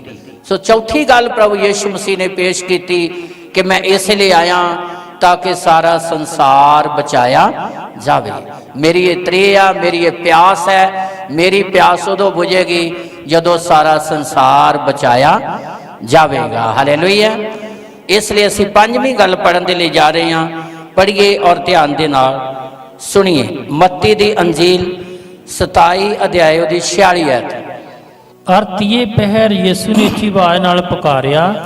ਤੀਏ ਪਹਿਰ ਪ੍ਰਭੂ ਯੀਸ਼ੂ ਨੇ ਉੱਚੀ ਆਵਾਜ਼ ਨਾਲ ਪੁਕਾਰਿਆ, ਏਲੀ ਏਲੀ ਲਮਾ ਸਬਕਤਾਨੀ। ਹਾਂ, ਜਿਹਦਾ ਅਰਥ ਇਹ ਹੈ, हे ਮੇਰੇ ਪਰਮੇਸ਼ਰ, हे ਮੇਰੇ ਪਰਮੇਸ਼ਰ, ਤੈਂ ਮੈਨੂੰ ਕਿਉਂ ਛੱਡ ਦਿੱਤਾ। ਹਾਲੇਲੂਇਆ। ਏਲੀ ਏਲੀ ਲਮਾ ਸਬਕਤਾਨੀ ਇਬਰਾਨੀ ਭਾਸ਼ਾ ਦੇ ਵਿੱਚ ਕਿਹਾ ਸਲੀਬ ਦੇ ਉੱਤੇ, ਜਿਹਦਾ ਅਰਥ ਹੈ हे ਪਰਮੇਸ਼ਰ, हे ਪਰਮੇਸ਼ਰ ਤੂੰ ਮੈਨੂੰ ਕਿਉਂ ਛੱਡ। ਭਾਵੇਂ ਪ੍ਰਭੂ ਯੀਸ਼ੂ ਮਸੀਹ ਇਸ ਜ਼ਮੀਨ ਤੇ ਪਵਿੱਤਰ ਆਤਮਾ ਦੇ ਦੁਆਰਾ ਇਸ ਸੰਸਾਰ ਦੇ ਉੱਤੇ ਆਏ, ਪਰ ਜਿਸਮ ਦੇ ਵਿੱਚ ਰਹਿੰਦੇ ਆ ਉਹਨਾਂ ਨੇ ਆਪਣੇ ਆਪ ਨੂੰ ਆਖਰੀ ਸਮੇਂ ਫੀਲ ਕੀਤਾ। ਬਾਈਬਲ 'ਚ ਅਸੀਂ ਦੋ ਤਰੀਕੇ ਨਾਲ ਜਾਣਦੇ ਹਾਂ। ਬਹੁਤ ਜਗ੍ਹਾ ਸੰਬੋਧਨ ਕੀਤਾ ਗਿਆ ਪਰਮੇਸ਼ਰ ਦਾ ਪੁੱਤਰ, ਬਹੁਤ ਜਗ੍ਹਾ ਸੰਬੋਧਨ ਕੀਤਾ ਗਿਆ ਮਨੁੱਖ ਦਾ ਪੁੱਤਰ। ਪਰਮੇਸ਼ਰ ਦਾ ਪੁੱਤਰ ਪਵਿੱਤਰ ਆਤਮਾ ਦੇ ਦੁਆਰਾ ਔਰ ਮਨੁੱਖ ਦਾ ਪੁੱਤਰ ਜਿਸਮ ਦੇ ਵਿੱਚ। ਹੁਣ ਜਦੋਂ ਪ੍ਰਭੂ ਯੀਸ਼ੂ ਮਸੀਹ ਜਿਸਮ ਦੇ ਵਿੱਚ ਹੈ ਤੇ ਜਿਸ ਤਰ੍ਹਾਂ ਅਪਰਾਧ ਦੇ ਕਾਰਨ ਸਾਰੀ ਮਾਨਵ ਜਾਤੀ ਪਰਮੇਸ਼ਰ ਤੋਂ ਅਲੱਗ ਹੋਈ, ਪਾਪ ਦੀ ਦੀਵਾਰ ਹੈ, ਜੁਦਾਈ ਦੀ ਦੀਵਾਰ, ਇਸੇ ਤਰ੍ਹਾਂ ਪ੍ਰਭੂ ਯੀਸ਼ੂ ਮਸੀਹ ਨੇ ਜਦੋਂ ਸਾਰੀ ਦੁਨੀਆ ਦੇ ਪਾਪਾਂ ਨੂੰ ਆਪਣੇ ਉੱਪਰ ਉਠਾਇਆ ਤੇ ਉਹਨਾਂ ਨੇ ਵੀ ਇਸ ਗੱਲ ਨੂੰ ਸਲੀਬ ਦੇ ਉੱਤੇ ਮਹਿਸੂਸ ਕੀਤਾ ਕਿ ਪਿਤਾ ਨੇ ਮੈਨੂੰ ਛੱਡ, ਪਿਤਾ ਨੇ ਮੈਨੂੰ ਛੱਡ ਗੁਨਾਹਾਂ ਦੇ ਕਾਰਨ ਜਿਹੜੀ ਸਾਰੀ ਮਾਨਵ ਜਾਤੀ ਦੇ ਆਪਣੇ ਉੱਪਰ ਉਠਾਏ ਹੈ। ਇਸ ਕਰਕੇ ਜਿਸਮ 'ਚ ਰਹਿੰਦਿਆਂ ਉਹਨਾਂ ਨੇ ਵੀ ਫੀਲ ਕੀਤਾ, ਮਹਿਸੂਸ ਕੀਤਾ ਕਿ ਪਿਤਾ ਨੇ ਮੈਨੂੰ ਛੱਡ। हे ਪਿਤਾ, हे ਪਰਮੇਸ਼ਰ ਤੂੰ ਮੈਨੂੰ ਕਿਉਂ ਛੱਡ। ਕਿਉਂਕਿ ਯੀਸ਼ੂ ਮਸੀਹ ਸੰਸਾਰ ਦੇ ਗੁਨਾਹਾਂ ਨੂੰ ਆਪਣੇ ਉੱਪਰ ਉਠਾਉਣ ਲਈ ਆਇਆ। ਇਸ ਸਥਿਤੀ ਦੇ ਵਿੱਚ ਉਹਨਾਂ ਨੇ ਮਹਿਸੂਸ ਕੀਤਾ ਕਿ ਪਿਤਾ ਨੇ ਮੈਨੂੰ ਛੱਡ ਦਿੱਤਾ ਗੁਨਾਹ ਦੇ ਕਾਰਨ। ਜਿਸ ਤਰ੍ਹਾਂ ਆਦਮ ਦੇ ਗੁਨਾਹ ਦੇ ਕਾਰਨ ਪਰਮੇਸ਼ਰ ਆਦਮ ਤੋਂ ਅਲੱਗ ਹੋ ਗਿਆ, ਇਸੇ ਤਰ੍ਹਾਂ ਆਤਮਿਕ ਤੌਰ ਤੇ ਪ੍ਰਭੂ ਯੀਸ਼ੂ ਮਸੀਹ ਨੇ ਮਹਿਸੂਸ ਕੀਤਾ। ਸੋ ਇਸ ਲਈ ਜਦੋਂ ਇਨਸਾਨ ਗੁਨਾਹ ਦੇ ਵਿੱਚ ਆਉਂਦਾ ਤੇ ਉਹ ਮਹਿਸੂਸ ਕਰਦਾ ਆ ਕਿ ਪਰਮੇਸ਼ਰ ਨੇ ਮੈਨੂੰ ਛੱਡ ਦਿੱਤਾ ਆ। ਸੋ ਖੁਦਾ ਦਾ ਅਸੀਂ ਧੰਨਵਾਦ ਕਰਦੇ ਹਾਂ ਕਿ ਪ੍ਰਭੂ ਨੇ ਸਾਡੇ ਗੁਨਾਹਾਂ ਦੀ ਖਾਤਰ ਆਪਣੇ ਆਪ ਨੂੰ ਸਲੀਬ ਤੇ ਕੁਰਬਾਨ ਕੀਤਾ ਤਾਂ ਕਿ ਅਸੀਂ ਸਾਰੇ ਬਚਾਏ ਜਾਈਏ। ਇਹ ਸਾਡੇ ਗੁਨਾਹਾਂ ਦੇ ਖਾਤਰ ਪ੍ਰਭੂ ਯੀਸ਼ੂ ਮਸੀਹ ਨੇ ਸਲੀਬ ਦੇ ਉੱਤੇ ਮਹਿਸੂਸ ਇਸ ਗੱਲ ਨੂੰ ਕੀਤਾ। ਜੋ ਅਸੀਂ ਅੱਗੇ ਪੜ੍ਹਨ ਦੇ ਲਈ ਜਾ ਰਹੇ ਹਾਂ, 6ਵਾਂ ਜਿਹੜਾ ਵਚਨ ਵਾ ਅਸੀਂ ਉਹ ਪੜਾਂਗੇ। ਪੜ੍ਹੀਏ ਔਰ ਧਿਆਨ ਨਾਲ ਸੁਣੀਏ। ਲੂਕਾ ਦੀ ਅੰਜੀਲ 23 ਅਧਿਆਇ ਉਹਦੀ 46 ਐਤ। ਤਾਂ ਯਿਸੂ ਉੱਚੀ ਆਵਾਜ਼ ਨਾਲ ਚਲਾ ਕੇ ਆਖਿਆ, ਪ੍ਰਭੂ ਯੀਸ਼ੂ ਨੇ ਉੱਚੀ ਆਵਾਜ਼ ਨਾਲ ਚਲਾ ਕੇ ਆਖਿਆ ਕਿ हे ਪਿਤਾ, ਮੈਂ ਆਪਣਾ ਆਤਮਾ ਤੇਰੇ ਹੱਥ ਸੌਂਪਦਾ ਹਾਂ। ਹਾਲੇਲੂਇਆ। 6ਵਾਂ ਵਚਨ, हे ਪਿਤਾ, ਮੈਂ ਆਪਣਾ ਆਤਮਾ ਤੇਰੇ ਹੱਥ। ਇਹ ਗੱਲ ਬਹੁਤ ਜ਼ਬਰਦਸਤ ਆ ਸਾਡੇ ਲਈ ਜਾਣਨੀ। ਹਰ ਗੱਲ ਦੇ ਵਿੱਚ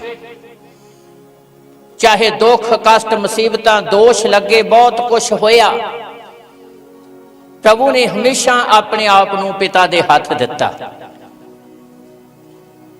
हमेशा ही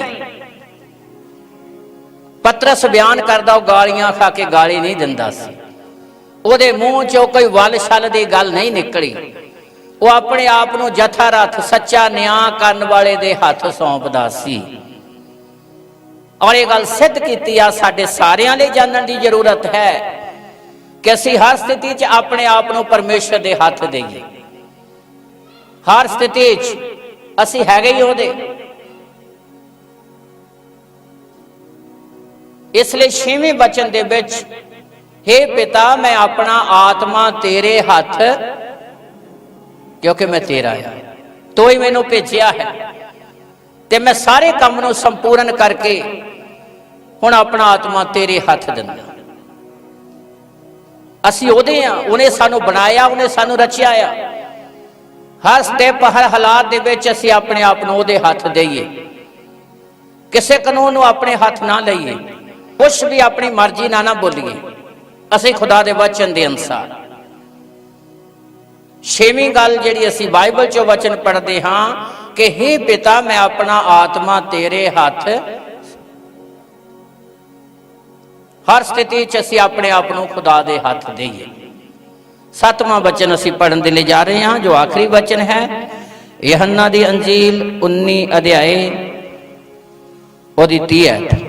सो जां यसू ने सिरका लिया, जां यीशु ने सिरका लिया तो आख्या, अते आख्या पूरा होया है। पूरा होया है। तद उन्हें सिर निभा के जान दे दी। तद प्रभु यीशु ने सिर निभा के अपनी जान। 7वां वचन जिहड़ा सलीब दे उत्ते आखिरी शब्द बोले, प्रभु ने कहा पूरा होया। की पूरा होया? खुदा दा पाक कलाम। ताली मारिए जोर देना। परमेश्वर का वचन पूरा होया। वो परमेश्वर के वचन नूं ही पूरा करन दे लई आया सी।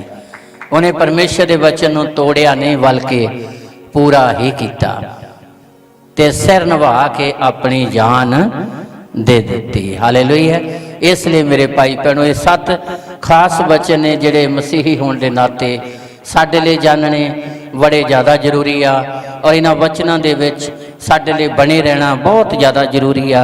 एक बार फिर ध्यान करांगे। पहला वचन माफ़ी का है, और दूसरा वचन कि प्रभु यीशु मसीह स्वर्ग का अधिकार रखता है। एक गुनाहगार उहदे नाम के कारण माफ़ी पाउंदा ते हमेशा की जिंदगी का वारस बनता है। और तीसरी गल जिहड़ी रिश्ते नातियां के प्रति साडे लई वफादार होना बड़ा जरूरी है।